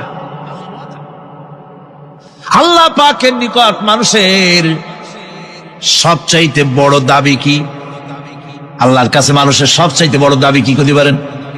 পারেন? আল্লাহ পাকের কাছে মানুষের শ্রেষ্ঠ দাবিটা আল্লাহ নিজেই শিখাই দিয়েছেন। আমার কাছে দাবি কর, ইহদিনাস সিরাতাল মুস্তাকিম। আয় আল্লাহ, একটা সোজা, একটা সরল রাস্তা আমারে দাও, একটা সহজ পথ আমারে দাও। এই কথা সূরা ফাতিহা দাবি করার পর আল্লাহ রাব্বুল আলামিন এই অভিনন্দনের জবাবে, 7টা বাক্যের অভিনন্দনের জবাবে আল্লাহ রাব্বুল আলামিন 30 পারা কোরআন শরীফ নাজিল করে দিলেন। সূরা ফাতিহার এই সওয়ালের জবাবে আল্লাহ পাক বললেন, ওয়া আনি'বুদুনি হাযা সিরাতুম মুস্তাকিম। সোজা রাস্তা চাও, আমার গোলামি করো, ইবাদত করো। সব জায়গায় ইবাদত, গোলামি করাই লাগবে।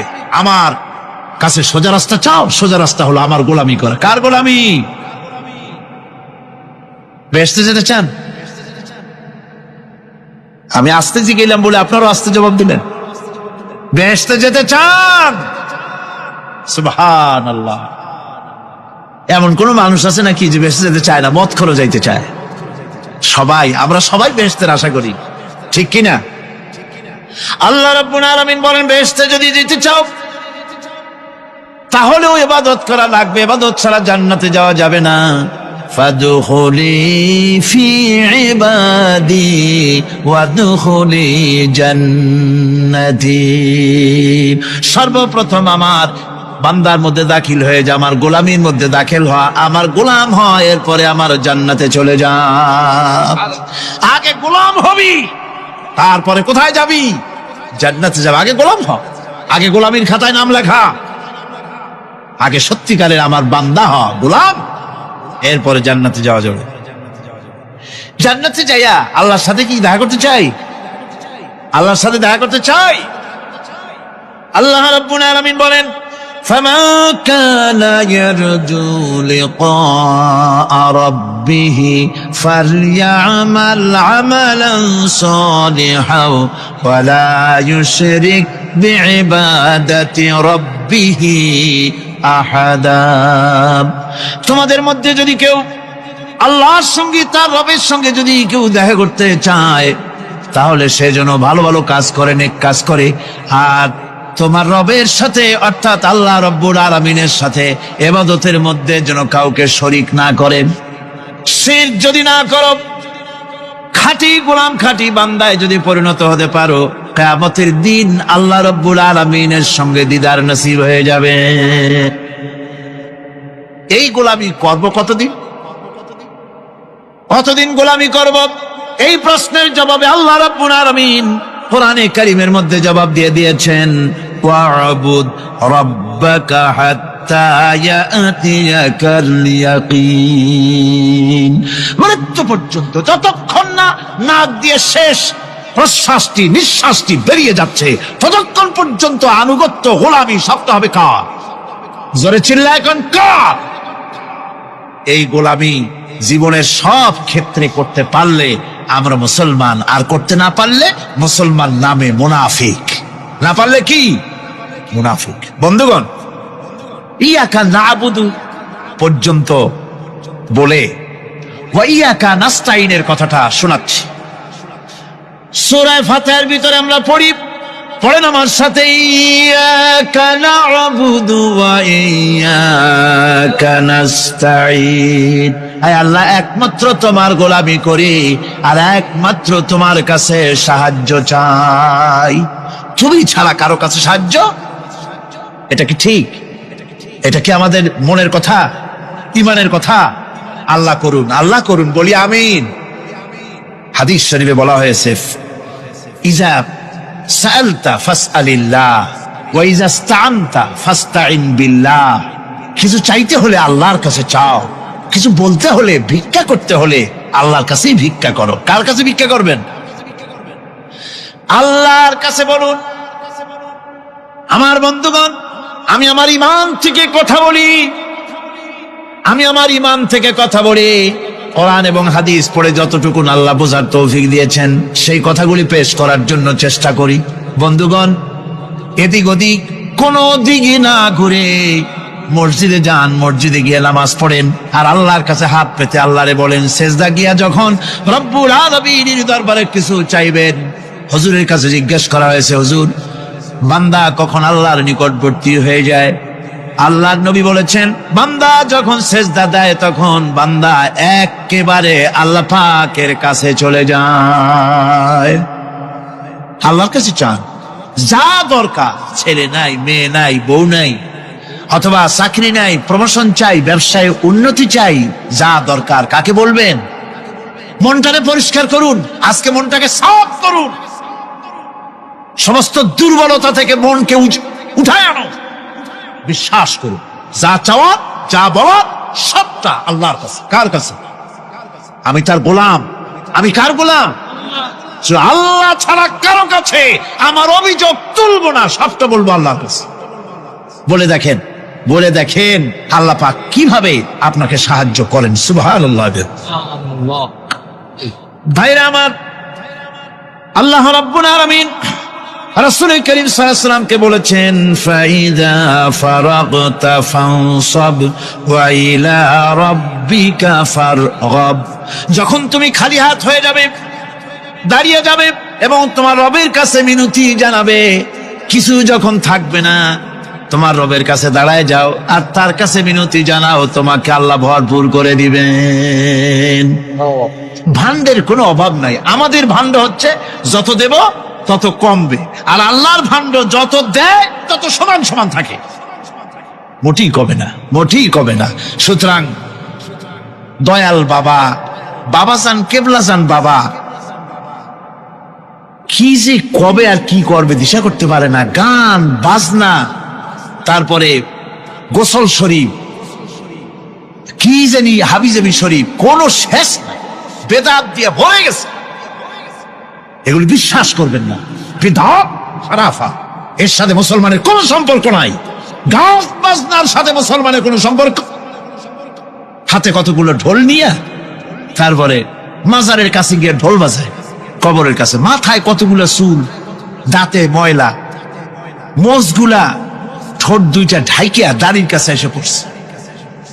হায় হায় রে, এই রকমের মোষ আমি মাঝে মধ্যে চিন্তা করি যে দই খায় কেমনে এরা। গাঁজা মদ খাইয়া এগুলো মাজার মধ্যে গিয়ে পড়ে থাকে, আর কি জানি আছে ওইটারে ঘষে আর বলে মদিনা যাব কেমনে, মদিনা যাব কেমন। তুই মদিনা যাবি কেমনে? মদ খেয়ে গাঁজা খেয়ে তুই যাবি মদিনা? একটা কথা হইলো? তোর নাপাক কদম আল্লাহ পাকের আরতে মুকাদ্দাসে উঠতে পারে না। বদকার, জিনাকার, শারাবি, কাবাবি, আল্লাহ পাকের নাফরমান।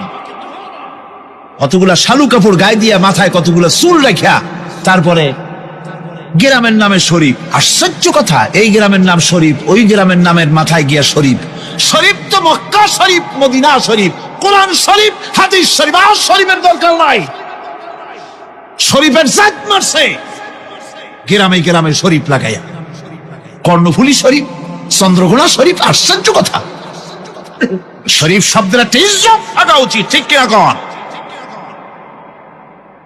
আপনাদেরকে সতর্ক হতে হবে। আনুগত্য এবং গোলামি সকল ব্যাপারে আল্লাহ পাকের করতে হবে। চাইতে হবে কার কাছে? আল্লাহর কাছে। আমার এই কথা আপনাদের মনে আছে কিনা জানি না। সম্রাট শাহজাহানের সময় এক ফকির, এক ভিক্ষুক ভিক্ষা করে বেড়াতো।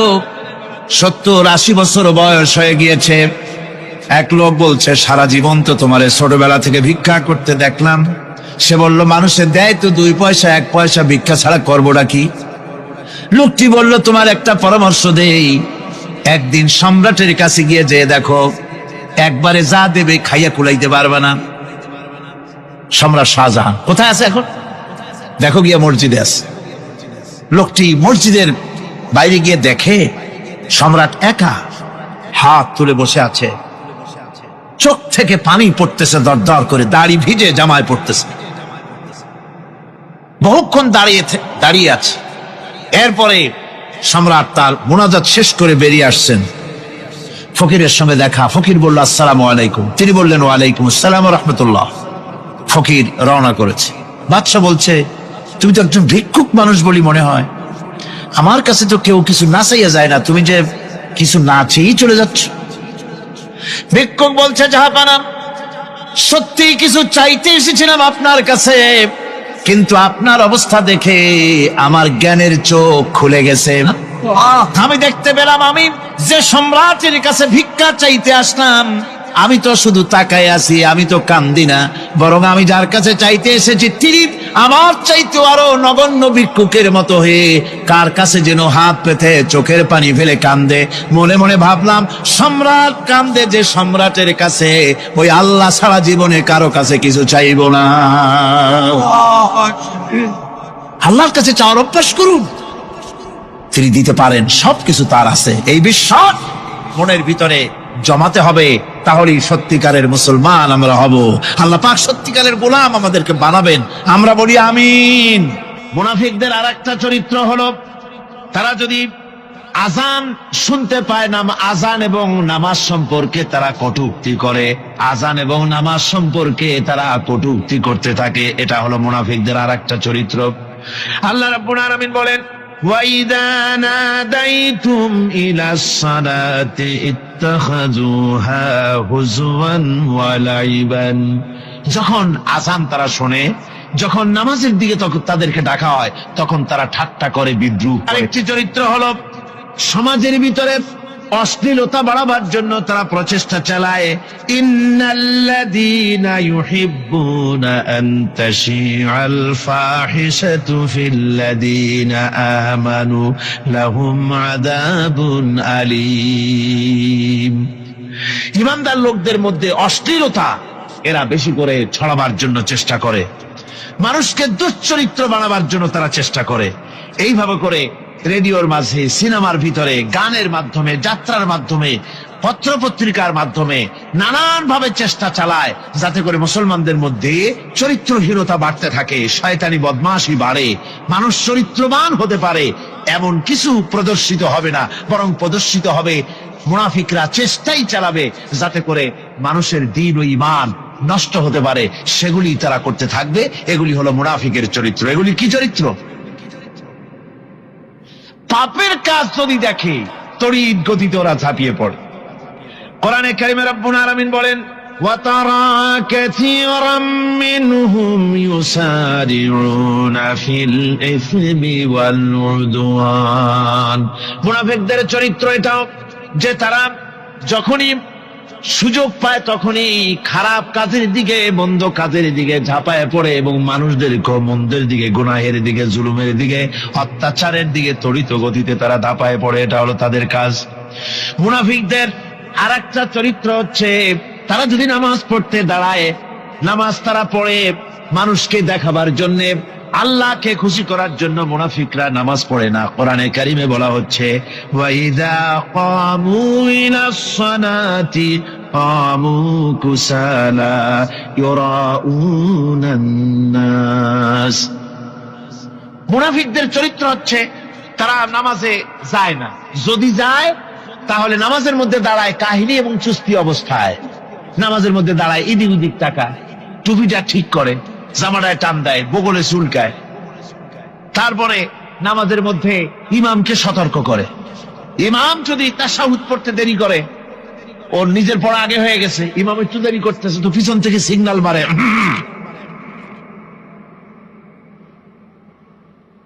এগুলি নামাজ হচ্ছে, আল্লাহ পাক বলছেন ইউরাউনান নাস, এরা মানুষকে দেখাবার জন্য নামাজ পড়ে, এগুলি আসল নামাজ নয়। এগুলি আসল নামাজ নয়, আল্লাহকে সন্তুষ্ট করার জন্য নয়, এগুলি মানুষকে দেখাবার জন্য তারা নামাজ পড়ে। আমার ভাইরা, ইসলামের চরিত্রগুলি, কাজগুলি তারা করতে চায় না।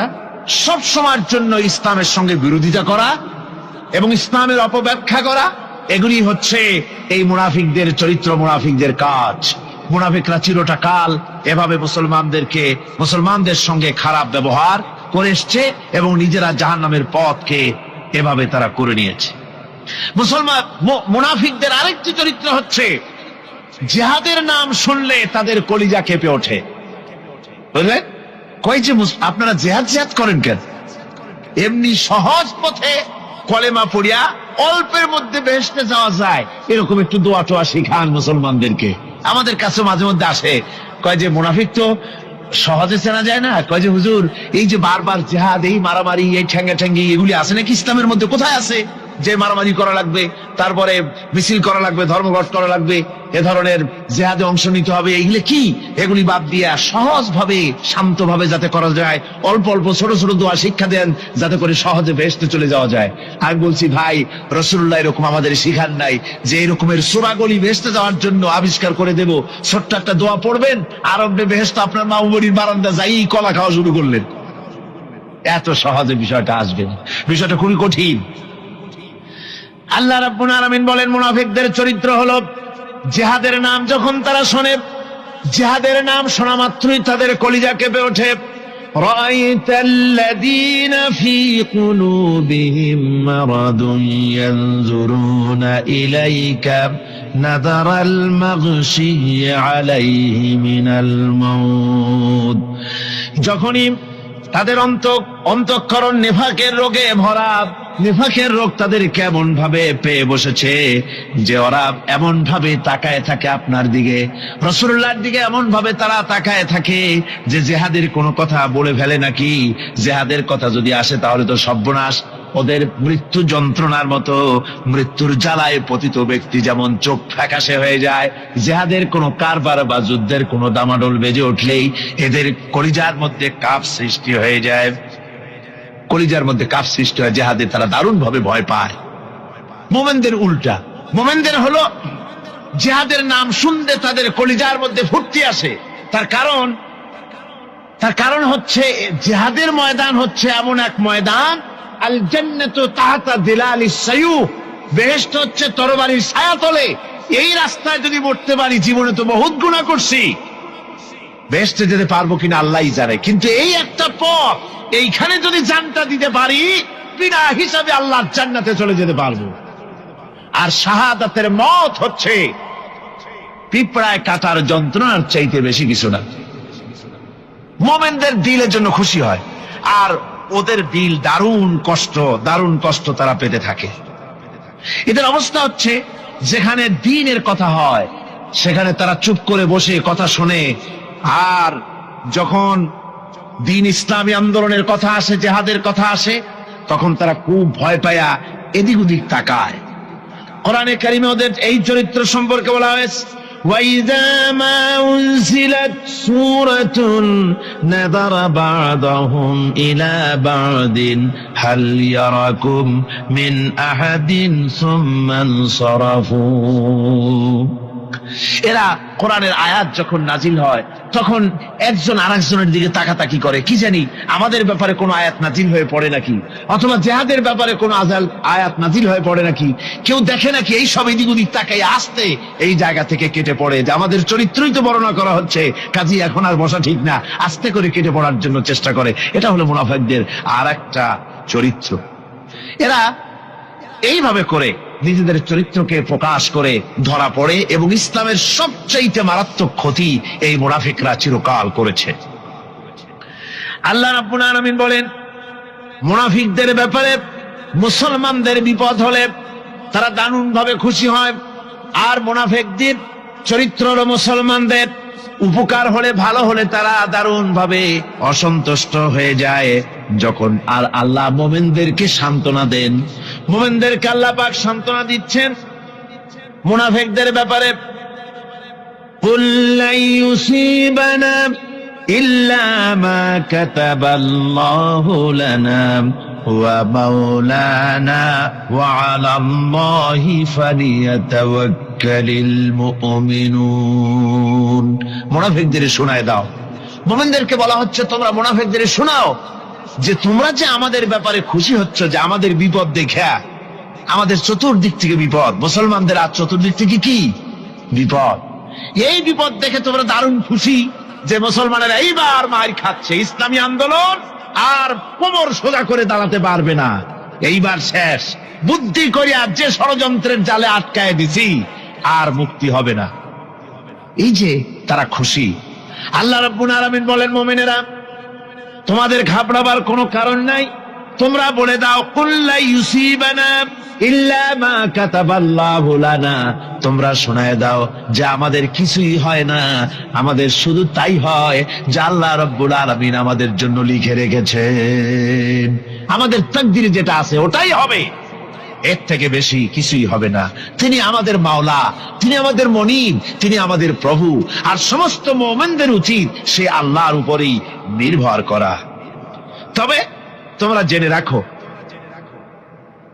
তোমরা আমাদের জন্য যে জিনিসের অপেক্ষা করছো, কুল হাল তারাব্বাসুনা বিনা ইল্লা ইহদাইল হুসনাইন, তোমরা আমাদের জন্য যে জিনিসের অপেক্ষা করতেছো, আল্লাহ বলছেন মুমিনেরা তোমরা বলো, তোমরা মুনাফিকদের বলো যে আমাদের ব্যাপারে তোমরা যে জিনিসের অপেক্ষা করছো তার দুটি ভালোর একটি ছাড়া কি, অর্থাৎ তোমরা আমাদের জন্য অপেক্ষা করতেছো, আমরা যেন মরে যাই, আমরা যেন সে কষ্ট খাই। তো আমরা যদি পৃথিবীতে মরে যাই তাহলে তো আমরা শহীদ হয়ে গেলাম, আর আমরা যদি বেঁচে থাকলাম তো আমরা তো গাজী হয়ে গেলাম। আমাদের ওই যে হাতি মরার মতো আর বাঁচার মতো, হাতি মরলেও লাখ টাকা, বাঁচলেও লাখ টাকা। আমরা মরলে গাজী, বাঁচলে কি শহীদ। কোন দিক দিয়ে আমাদের ঠগ নাই। সুতরাং তোমরা আমাদের জন্য যে জিনিস অপেক্ষা করো তার দুটো ভালোর একটি ছাড়া কি। আর আমরা তোমাদের ব্যাপারে, তোমরা যেমন আমাদের ব্যাপারে অপেক্ষা করতেছো, আমরাও তোমাদের ব্যাপারে আরেকটা জিনিসের অপেক্ষা করছি। ওয়া নাহনু নাতারাব্বাসু বিকুম আইয়ুসিবাকুমুল্লাহু বিআযাবিন মিন ইনদিহি আও বিআইদিনা। আমরাও তোমাদের জন্য অপেক্ষা করতেছি একটা জিনিসের। তোমরা আমাদের জন্য দুটি জিনিস অপেক্ষা করো, আমরাও তোমাদের জন্য দুটি জিনিস অপেক্ষা করছি। তা হচ্ছে তোমাদের শাস্তিটা আল্লাহ নিজে দিবেন না আমাদের হাত দিয়ে দেওয়াবেন, আমরা সেইটার অপেক্ষা করতেছি। ফাতারাব্বাসু ইন্না মাআকুম মুতারাব্বিসুন। সুতরাং তোমরা অপেক্ষা করতে থাকো, আমরা অপেক্ষা করতে থাকি। ব্যাপারটা কোথায় গিয়ে দাঁড়ায় আসো আমরা সকলে তা লক্ষ্য করি। সুতরাং এই মুনাফিকদের এই হচ্ছে চরিত্র, চিরকাল ইসলামের সঙ্গে বিরোধিতা করা, মুসলমানদের সাথে ঠাট্টা বিদ্রুপ করা, এটাই হচ্ছে তাদের চরিত্র। এই চরিত্র দিয়েই তারা ইসলামকে চিরকাল ক্ষতিগ্রস্ত করে এসেছে। রাসূল পাক সাল্লাল্লাহু আলাইহি ওয়াসাল্লাম এই মুনাফিকদের সম্পর্কে বলেছেন যে মুনাফিকরা হচ্ছে ইদা আহাদা গাদারা, যখন তারা ওয়াদা করে সে ওয়াদাকে তারা খেলাফ করে। এটা হচ্ছে মুনাফিকদের একটা চরিত্র। তারপরে তাদের কাছে কোনো জিনিস আমানত রাখলে, ইদা উতুমিনা খানা, যখন আমানত রাখা হয় সে আমানতের তারা খিয়ানত করে। তারপরে যখন তারা ঝগড়ায় লিপ্ত হয় তখন তারা পরস্পরকে গালাগালি করে। আর যদি তারা কথা বলে, কথার মধ্যে কথায় কথায় তারা মিথ্যে কথা বলে। এই হচ্ছে মুনাফিকদের চরিত্র। এরপরে মুনাফিকরা শুধু রুজি রুটি আর পেট নিয়েই তারা ব্যস্ত থাকে। মুনাফিকদের এই চরিত্র কোরআন এবং হাদিসে আল্লাহ রাব্বুল আলামিন স্পষ্ট করে মানুষের সামনে তুলে ধরেছেন, যাতে করে আমরা মুনাফিকি চরিত্র থেকে রক্ষা পেতে পারি। এই মুনাফিকদের সম্পর্কে সর্বশেষ কথা, আল্লাহ রাব্বুল আলামিন যেহেতু মুনাফিকরা ইসলামের সবচাইতে বেশি ক্ষতি করেছে, সেই জন্য আল্লাহ রাব্বুল আলামিন নবীকে বলেছেন যে আপনি যদি এদের ব্যাপারে ইস্তাগফির লাহুম আও লা তাস্তাগফির লাহুম ইন তাস্তাগফির লাহুম 70 মাররাতান ফালাই ইয়াগফিরাল্লাহু লাহুম। আপনি যদি এদের জন্য ক্ষমা চান, আর ক্ষমা আপনি নাই চান, এমনকি 70 বারও যদি আপনি মুনাফিকদের জন্য আমি আল্লাহর কাছে ক্ষমা প্রার্থনা করেন, আমি আল্লাহ রব্বুল আলামিন মুনাফিকদেরকে ক্ষমা করে দেব না। মুনাফিক হচ্ছে চরমভাবে ক্ষতিগ্রস্ত, দুনিয়াও ক্ষতিগ্রস্ত হবে, আখিরাতেও তারা ক্ষতিগ্রস্ত হবে। আল্লাহ পাকের কত বড় কথা যে কিয়ামত পর্যন্ত মুনাফিকদের জন্য হুজুর সাল্লাল্লাহু আলাইহি ওয়াসাল্লামকে বলা হচ্ছে যে 70 বারও যদি তাদের জন্য আপনি আমার কাছে ক্ষমা চান, আমি মুনাফিকদেরকে কখনো ক্ষমা করব না। সুতরাং আমাদেরকে বুঝতে হবে মুনাফিকি চরিত্র সবচাইতে নিকৃষ্ট চরিত্র, আর এই চরিত্রে আল্লাহ পাক সবচাইতে বেশি অসন্তুষ্ট হন। আল্লাহ পাক তাই বলছেন, কাবুরা মাকতান ইনদাল্লাহি আন তাকুলু মা লা তাফআলুন। আল্লাহর কাছে সবচাইতে বেশি ক্রোধ উদ্রেককারী এই ব্যাপারটাই যে তোমরা যা বলো তা তোমরা করো না। এটা বড় মারাত্মক ব্যাপার, আল্লাহ এটাকে সহ্য করেন না। সুতরাং মুমিনদেরকে আয়াত থেকে শিক্ষা গ্রহণ করতে হবে, মুনাফিকি ছাড়তে হবে, আনুগত্য করতে হবে সবটাই আল্লাহর। কার আনুগত্য হবে? আল্লাহ এবং রাসূলের আনুগত্য জীবনের সকল ক্ষেত্রেই করতে হবে। এটাই মুসলমানদের জন্য ঈমানের সবচেয়ে বড় দাবি। তারপরে রব্বুল আলামিন বলেন, ইন্নাল্লাহা ইউহিব্বুল্লাযীনা ইউকাতিলুনা ফি সাবিলিহি সাফফান কাআন্নাহুম বুনিয়ানুম মারসুস। আল্লাহ পাক বলছেন, আল্লাহ নিশ্চয়ই ভালোবাসেন সেই সব লোকদেরকে যারা কাতারবন্দী হয়ে আল্লাহর রাস্তায় লড়াই করে, সীসা ডালা প্রাচীরের মতো ইস্পাত কঠিন দৃঢ় হয়ে যারা কাতারবন্দী হয়ে সুসংবদ্ধ হয়ে আল্লাহর জন্য যারা লড়াই করে। এখানে বলা হচ্ছে যে লড়াইটা হবে আল্লাহর জন্য, সংগ্রাম হবে কার জন্য? ইউকাতিলুনা ফি সাবিলিহি। লড়াইটা কখনই দেশ দখল করা, তা আবার মানুষের তৈরি করা আইন কানুন প্রতিষ্ঠার জন্য দেশ দখল করার সংগ্রাম, মানুষের তৈরি করা মতবাদকে প্রতিষ্ঠা করার সংগ্রাম, এই জাতীয় যত রকমের সংগ্রাম আছে, যত রকমের জিহাদ আছে, এই সমস্ত সংগ্রামকে, লড়াইকে ইসলাম জায়েজ করে না। এগুলি মুসলমানদের জন্য একদম নিষিদ্ধ।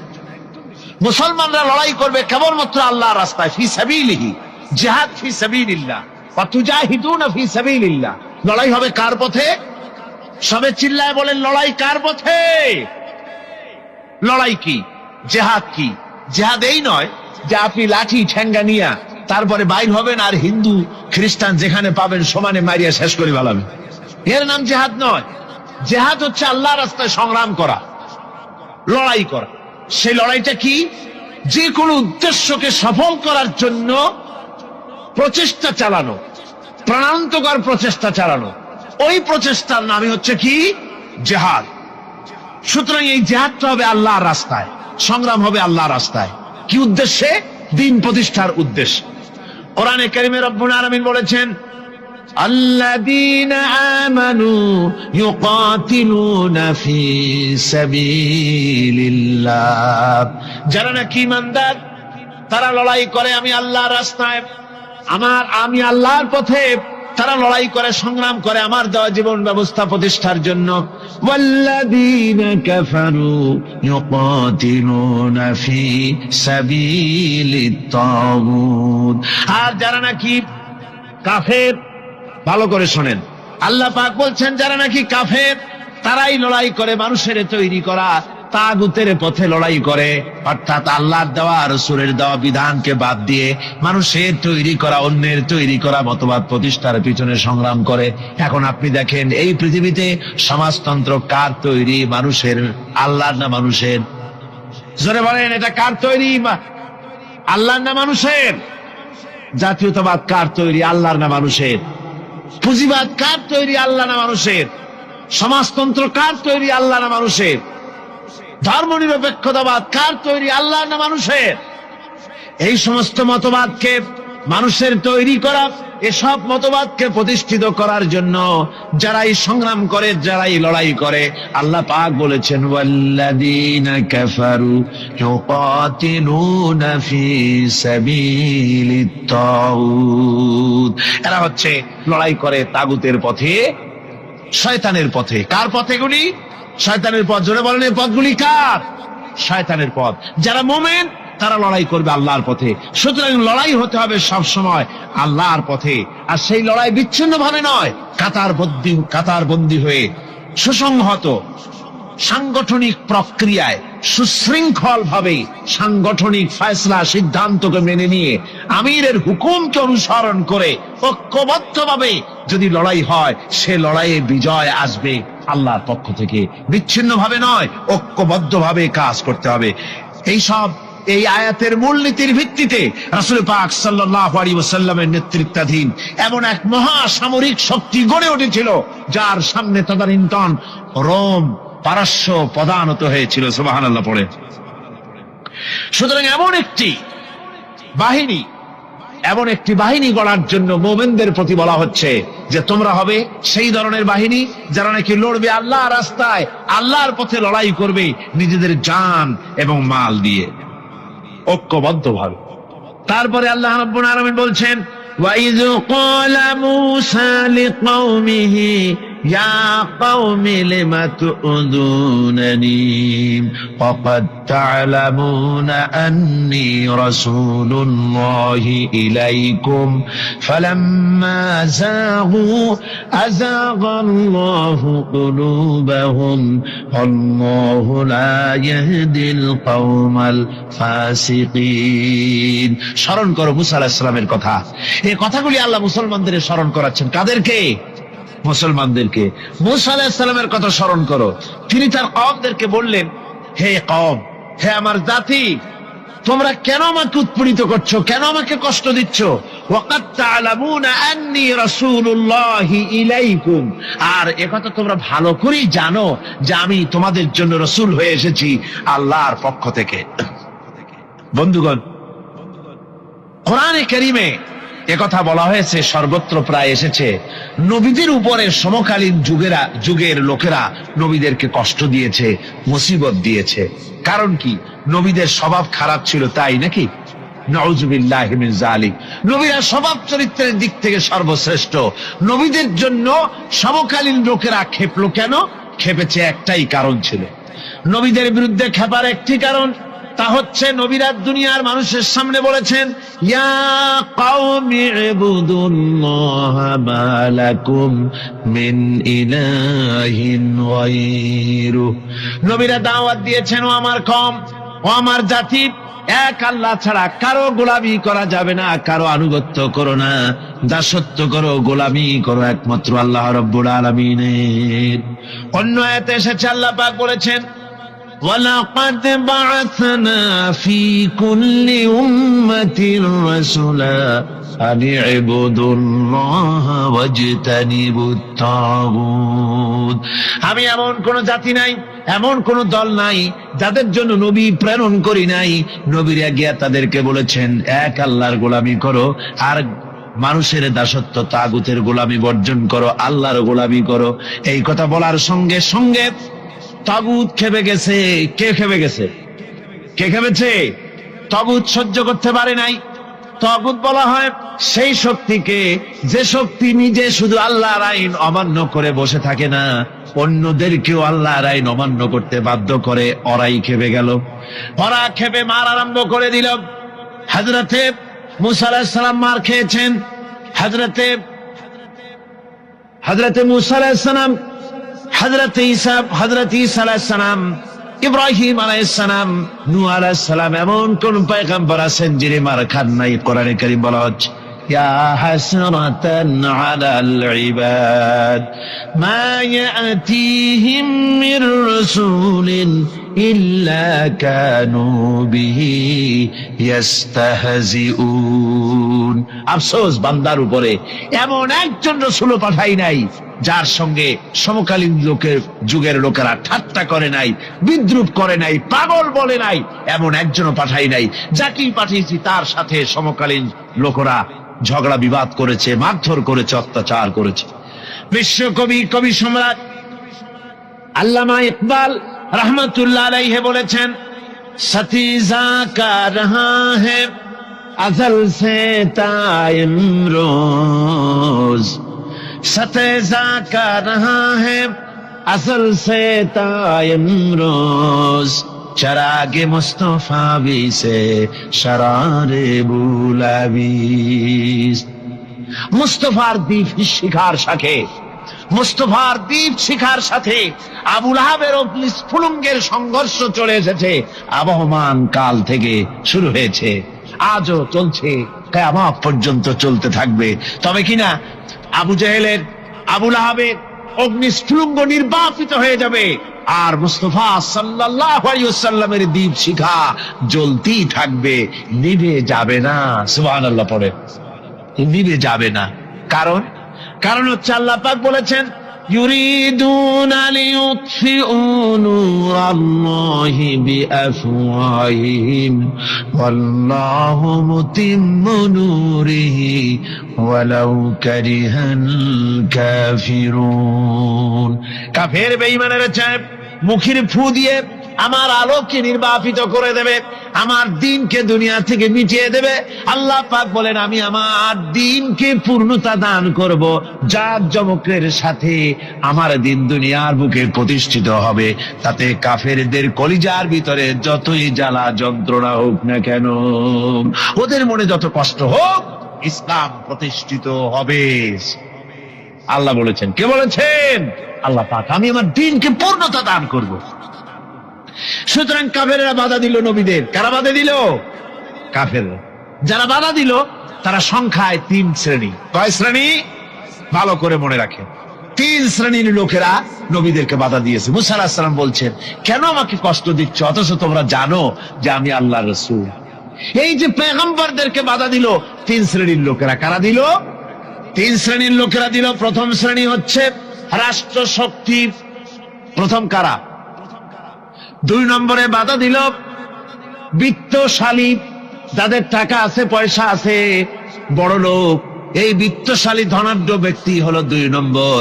আর 3 নম্বরে বাধা দিল ধর্মের নামের 1 শ্রেণীর ব্যবসায়ীর দল।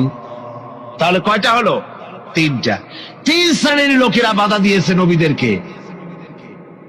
বর্তমানে তারা আর নাই। জি, বর্তমানেও আছে, ভবিষ্যতেও থাকবে। 3 শ্রেণীর লোকেরাই বাধা দিয়েছে, বর্তমানেও দিচ্ছে, ভবিষ্যতেও। এই 3 শ্রেণীর প্রথম শ্রেণী হলো রাষ্ট্রশক্তি। রাষ্ট্রশক্তি বাধা দিল কেন? কেন বাধা দিল?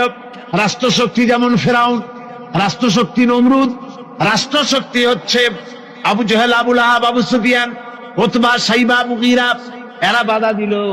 রাষ্ট্রশক্তি বাধা দিল। বাধা দেওয়ার কারণ হলো রাসূলুল্লাহ বলেছেন, নবীরা বলেছেন, তারা বলেছেন সবাই, ইয়া কওমি ইবুদুল্লাহ মা লাকুম মিন ইলাহিন গায়রু। নবীজি বলেছেন, ইয়া আইয়ুহান নাস কুলু লা ইলাহা ইল্লাল্লাহ তুফলিহু। ও মানব সকল, ঘোষণা করে দাও, কোনো ইলাহ নাই, কোনো আইনদাতা নাই, কোনো বিধানদাতা নাই, আল্লাহ ছাড়া কোনো উপাস্য নাই, মাবুদ নাই। এই কথাগুলি যখন নবীরা বলেছেন, তখন সমকালীন রাষ্ট্রশক্তি বুঝতে পেরেছে আমাদের মাতবাড়ি তো আর চলবে না, মাতবাড়ি শেষ। যদি লা ইলাহা ইল্লাল্লাহ হয় তাহলে তো আমরা থাকি না। কারা থাকে না? রাষ্ট্রশক্তি। কারা থাকে না? কল। আমি আপনাদের কাছে যে মাঝে মধ্যে কথা জিজ্ঞেস করি, আপনারা কি তাতে বেজার হন নাকি? জিজ্ঞেস করি এই জন্যে যাতে আপনাদের কথাগুলি মনে থাকে। রাষ্ট্রশক্তি বাধা দিল এই কারণেই যে আমরা তো তাহলে আর থাকি না। লা ইলাহা, কোনো ইলাহ নাই, কোনো আইনদাতা নাই, কোনো বিধানদাতা নাই, কোনো শাসনকর্তা নাই, কেউ নাই আল্লাহ ছাড়া। একমাত্র আইন চলবে আল্লাহর। তাহলে আমরা লাগি কোন কাজে? আমাদের তো নেতৃত্ব থাকবে না, আমাদের মাতবাড়ি থাকবে না, আমাদের আইন চলবে না, আমরা তো বেকার হয়ে যাব। সুতরাং এইটাকে বন্ধ করতে হবে, এটাকে বন্ধ করতে হবে, এটা বন্ধ করতে হবে। এই আইন যদি চালু হয় তাহলে তো মৌজ করা যাবে না, ফুর্তি করা যাবে না, ইট, ড্রিঙ্ক এন্ড বিমেরি, এগুলি তো আর চলবে না। ডু ফুর্তি, নো চিন্তা, এসব তো আর চলবে না। মদ খাওয়া, জুয়া খেলা, শয়তানি করা, বদমাশি করা, জনগণের টাকা নিয়ে নিজের বাপের সম্পত্তি মনে করে তা গ্রহণ করা, এভাবে করে সর্বনাশ করা তো আর চলবে না, মাতবাড়ি তো চলবে না। সুদ যদি কোন দেশ আল্লাহর কোরআন অনুযায়ী হারাম ঘোষিত হয়, আল্লাহ তো হারাম করে দিয়েছেন, দেশে যদি সুদ মুক্ত ব্যাংকিং চালু হয় তাহলে উপকৃত হবে শুধু মুসলমান না সব জাতের মানুষ? সব জাতের মানুষ। সুদ দিয়ে মানুষ শোষিত হয়। মদ যদি বন্ধ হয়ে যায়, রাষ্ট্রশক্তি যদি কোরআনের আইন অনুযায়ী, আল্লাহ বলেছেন মদ হারাম, মদ যদি নিষিদ্ধ ঘোষিত হয়, উপকার পাবে না সবাই উপকার পাবে? জেনা যদি বন্ধ হয়ে যায়, সরকার কর্তৃক জেনা যদি বন্ধ করে দেওয়া হয়, তাহলে উপকার কি মুসলমানদের না সারা পৃথিবীর সমস্ত মানুষের? পর্দা করা ফরজ, এই পর্দার প্রথা যদি চালু হয় তাহলে নারীর ইজ্জত রক্ষা হবে শুধু মুসলমানদের না সারা পৃথিবীর সমস্ত নারীর? তো দেখুন, ইসলামের মদ বলেন, সুদ বলেন, ঘুষ বলেন, জেনা বলেন, জুয়া বলেন, যত রকমের আইন ইসলাম করেছে, চোরের হাত কাটা আইন হোক, আর আপনার হত্যাকারীকে কতল করাই হোক, কেসাস হোক, যত রকমের আইন করেছে, সমস্ত আইন দ্বারা উপকৃত হবে সারা পৃথিবীর সমস্ত মানুষ। এই জন্য ইসলাম ইসলাম সাম্প্রদায়িক নয়, মুসলমানেরও সাম্প্রদায়িক নয়। ইসলাম হচ্ছে সার্বজনীন, ইসলাম হচ্ছে বিশ্বজনীন। আজকে রাষ্ট্রশক্তি পয়লা নম্বরেই বাধা দেয় তাদের ক্ষমতাকে টিকিয়ে রাখার জন্য, ক্ষমতাকে কক্ষিগত করার জন্য হারাম ভাবে, অবৈধভাবে সরকারের জনগণের মালকে, সম্পদকে ভক্ষণ করার জন্য নিজেদের ফুর্তি, নিজেদের মনের চাহিদা, নিজেদের নাফস এবং প্রবৃত্তি অনুযায়ী চলার জন্য তারা এই নিজেদের ক্ষমতাকে টিকিয়ে রাখার জন্য ইসলামকে চিরকাল তারা বাধা দিয়ে এসছে। 2 নম্বরে বাধা দিয়েছে যারা, সেটা হচ্ছে কি? বিত্তশালী ধনী ব্যক্তিরা, বিত্তশালী ধনাঢ্য ব্যক্তিরা, ওরাই ইসলামের চিরকাল ইসলামের বাধা দিয়ে আসছে, এখনো দিচ্ছে, ভবিষ্যতে দেবে, তবে সব না। ধনী হযরত ওসমান রাদিয়াল্লাহু তাআলা আনহু ধনী ছিলেন, ওই রকম ধনী ব্যক্তি এখন আলহামদুলিল্লাহ কিছু কিছু আছে যারা হযরত ওসমান রাদিয়াল্লাহু তাআলা আনহুর মতো দুহাতে সম্পদ বিলায় দেয়, নাম কামাবার জন্য না, আল্লাহর রাস্তায় দিয়ে দেয়। আছে না দুই একজন? আছে, সমাজে আছে। কিন্তু অধিকাংশ বিত্তশালী ব্যক্তিবর্গ তারা বাধা দেয় ইসলামকে। বাধা দেয় কেন? বাধা দিয়েছিল মুসা আলাইহিস সালামের জামানায়, হুজুরের জামানায় উমাইয়া বাধা দিয়েছিল। এভাবে করে প্রত্যেক যুগে বড় বড় ধনীরা তারা ইসলামকে বাধা দেয়। তাদের আল্লাহ তাদের টাকা দিয়েছে, পয়সা দিয়েছে, অবৈধভাবে তারা পয়সা নিজেরা উপার্জন করেছে। এই পয়সা দিয়ে তারা সাহায্য করে বাতিলকে, ইসলামকে সাহায্য করে না, ইসলামকে সাহায্য করে না।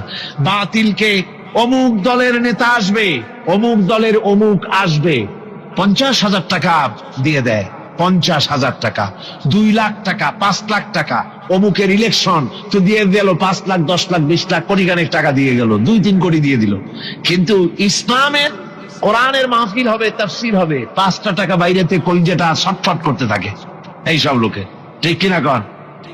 ইসলামের জন্য কাজ হবে, ইসলামের জন্য কোন প্রোগ্রাম হাতে নেওয়া হয়েছে, অথবা ইসলামের জন্য নির্বাচন হচ্ছে, এই ধরনের যত রকমের প্রক্রিয়া আছে, এই প্রক্রিয়াগুলি করতে গেলে পরে তখন তাদের থেকে টাকা বের হতে চায় না, বাতিলকে সাহায্য করে চূড়ান্ত ভাবে, আর ইসলামকে দিতে চায় না। তার কারণ ইসলাম যদি ক্ষমতায় যায় তাহলে অবৈধ পন্থায় যেসব টাকা রোজগার করা হয়েছে এই পথগুলি বন্ধ হয়ে যাবে। তাই তাদের ভয় ইসলামের প্রতি, যেগুলি পথ যদি বন্ধ হয়ে যায় তাহলে তো আমাদের ফুর্তি আর চলবে না, মৌত চলবে না, জেনা ব্যভিচার চলবে না, শয়তানি বদমাশি চলবে না।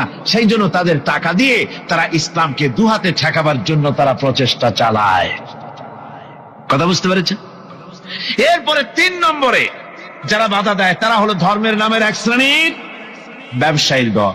ধর্মের নামের এক শ্রেণীর ব্যবসায়ী দল, এরা হচ্ছে আল্লাহ রাব্বুল আলামিন কোরআনে কারীমের মধ্যে বলেছেন, ইয়া আইয়ুহাল্লাযীনা আমানু ইন্না কাসীরাম মিনাল আহবারি ওয়ার রুহবানি লায়াকুলুনা আমওয়ালান নাসি বিল বাতিল ওয়া ইয়াসুদ্দুনা আন সাবিলিল্লাহ। আল্লাহ রাব্বুল আলামিন বলেন, বিশ্বাসীরা শোনো, আরেক দল লোক হচ্ছে যারা আহলে কিতাবের এক শ্রেণীর পীর দরবেশ আলেম জাতীয় এক শ্রেণীর লোক, যারা নাকি আহবার এবং রহবান, কোরআনের পরিভাষায় বলা হয়েছে এদের কাজ হলো মানুষের মালকে, সম্পদকে বাতিল পন্থায় ভক্ষণ করা। নিজেদেরকে জনগণের সামনে এভাবে পেশ করে যে তারাই যেন বেহেশতের এজেন্ট, তাদেরকে খুশি করতে পারলেই আল্লাহ খুশি হয়ে যাবে। এই জাতীয় একটা ভাব দ্বারা তারা মানুষের সামনে নিজেকে পেশ করে থাকে, আর ধর্মের বিভিন্ন অনুভূতি দিয়ে মানুষের কাছ থেকে টাকা পয়সা শোষণ করে নেওয়ার পথ চালু করে দেয়, সহজে বেহেশতে যাওয়ার পথ চালু করে দেয়। এ ধরনের অনেক বেদাত পূর্ণ কাজ তারা করে, আর বেদাত আর শিরকের মাধ্যমে ধর্মীয় অনুভূতি দিয়ে মানুষের কাছ থেকে টাকা পয়সা লুট করে নেওয়ার জন্য চেষ্টা করে। এই যে আপনি দেখেন বর্তমানে এই যে রজব মাস, এটা সাবান শুরু হয়েছে বোধহয়, রজব মাস চলে গেল, রজব মাস আসতে পরে খাজা বাবার মহব্বতের লোকের আর অভাব থাকে না, এমনি নামাজ পড়ে না, কিন্তু রজব মাস আসতে পরে তখন ড্যাগ নিয়ে ড্যাগের উপরে লাল কাপড় চড়াই দিয়া, শালু কাপড় চড়াই দিয়া তারপরে টাকা পয়সা রোজগার করার জন্য দারুণ ভাবে চেষ্টা করে। খাজার এত মহব্বত, নামাজ পড়ে না একক তো, বললেন নামাজ পড়ে না, খাজার দারুণ মহব্বত করে। আসলে তো খাজার মহব্বত না, আসল ব্যাপারটা হচ্ছে ইয়া খাজা কুছ তো আজা, পেট তো ভর যা। নিজের পেট ভরার জন্য, নিজের টাকা পয়সা লুটতরাজ করার জন্য এইভাবে করে তারা খাজার মহব্বত মহব্বত হিসেবে নিজেকে পেশ করে। এইভাবে কেউ মাজার দিয়া, কেউ ওরস দিয়ে, কেউ এই ধরনের নানান রকমের বিদআতপূর্ণ কাজ করে করে জনগণের কাছ থেকে টাকা পয়সা বাতিল পন্থায় ভক্ষণ করে। আল্লাহ পাক বলছেন শুধু বাতিল পন্থায় জনগণের মালকে ভক্ষণ করে যদি বসে থাকতো তাও একটা হতো, তাও না। ওয়াসুদ্দুনা আন সাবিলিল্লাহ, বাতিল পন্থায় জনগণের মাল ভক্ষণ করে, এটা হলো এক। 2 নম্বরে সব সময় তারা ইসলামী আন্দোলনকে বাধা দেয়। ইসলামের পথে, আল্লাহর পথে সব সময় ফতোয়া দিয়ে, ফতোয়াবাজি করে তারা ইসলামের আন্দোলনের পথে লোকেরা যেন যাইতে না পারে, ইসলামী আন্দোলনে শরীক হতে না পারে, সেজন্য আপ্রাণ প্রচেষ্টা করতে থাকে এই শ্রেণীর লোকেরা। এই 3 শ্রেণীর লোক ইসলামকে চিরকাল বাধা দিয়ে এসেছে। তাই আমি আজকে আপনাদের সামনে এই কথাই বলতে চাই যে আল্লাহ রাব্বুল আলামিন কোরআনে কারীমের এই সূরাটির এই আয়াতগুলির মধ্যে পরিষ্কার করে আমাদের সামনে বলে দিলেন যে মুনাফিকি বর্জন করতে হবে। 1 নম্বরে কি? মুনাফিকি বর্জন করতে হবে। মুনাফিকি মারাত্মক রোগ, সেই রোগগুলি সম্পর্কে আমি আপনাদের সামনে আলোচনা করেছি। 2 নম্বরে বলা হয়েছে আল্লাহ ঘৃণিত, সর্বাধিক ঘৃণিত ব্যক্তি আল্লাহর কাছে মুনাফিকরা। সর্বাধিক ঘৃণিত কারা? মুনাফিকরা। আর সবচাইতে আল্লাহ ভালোবাসেন কাদেরকে? যারা নাকি কাতারবদ্ধভাবে আল্লাহর রাস্তায় লড়াই করে আল্লাহর দ্বীন প্রতিষ্ঠার জন্য, তারা হলো আল্লাহ সবচাইতে বেশি প্রিয়। আর 3 নম্বরে আজকের আলোচনায় আসলো যে নবীদেরকে যেভাবে জ্বালা যন্ত্রণা দিয়েছে কাফের বেঈমানেরা, ওই জ্বালা যন্ত্রণার সিলসিলা চলতেছে, চলবে। তবে মনে রেখো, বনী ইসরাঈলেরা যেভাবে মুসা আলাইহিস সালাম, ঈসা আলাইহিস সালামকে বাধা দিয়ে যেভাবে বিপদগ্রস্ত হয়েছে, তোমরা মুসলমানেরা যদি নবীদেরকে এভাবে নির্যাতন করো, তোমাদেরকেও নির্যাতিত হতে হবে। আল্লাহর গজব তোমাদের উপরেও আসবে। এখন আমি মোনাজাত করব। মোনাজাতের জন্য দাঁড়ানো ভাইরা বসেন। এই যে দাঁড়ানো ভাই যত আছেন, ডানে বামে সমস্ত মুসলমান মাহফিলের মাঝখানে যারা দাঁড়াইছেন, সব বসুন। 1 মুহূর্তের ভিতরে বসে পড়ুন। মোনাজাতের শরীক হন সমস্ত মুসলমান ভাইরা, যার যার জায়গায় বসে মোনাজাতে শরীক হয়ে যান। মোনাজাতের পর আজান হবে, এশার নামাজ বা জামাত আপনারা আদায় করে যাবেন। এত বড় জামাত যেন কেউ নষ্ট করবেন না। আপনাদের মাহফিলে আসা, বসা, শোনা সবটাই বরকতপূর্ণ হবে যদি জামাতে নামাজ আদায় করে যান। আর জামাত ছেড়ে যাওয়া, এটা কোরআনে কারীমের মাহফিলে শুনতে এসে জামাত না পড়ে যাওয়া, এটা একটা দারুণ বেবরকতি হবে। আমি আশা করব আপনারা কেউ জামাত ছেড়ে যাবেন না। উজুর ব্যবস্থা দেওয়া আছে বোধহয়? উজুর ব্যবস্থা আছে। উজু না থাকলে উজু করে নেবেন। মোনাজাত শেষ হওয়ার সাথে সাথে যাদের উজু নাই, উজু করে আসবেন। আল্লাহুম্মা আমিন।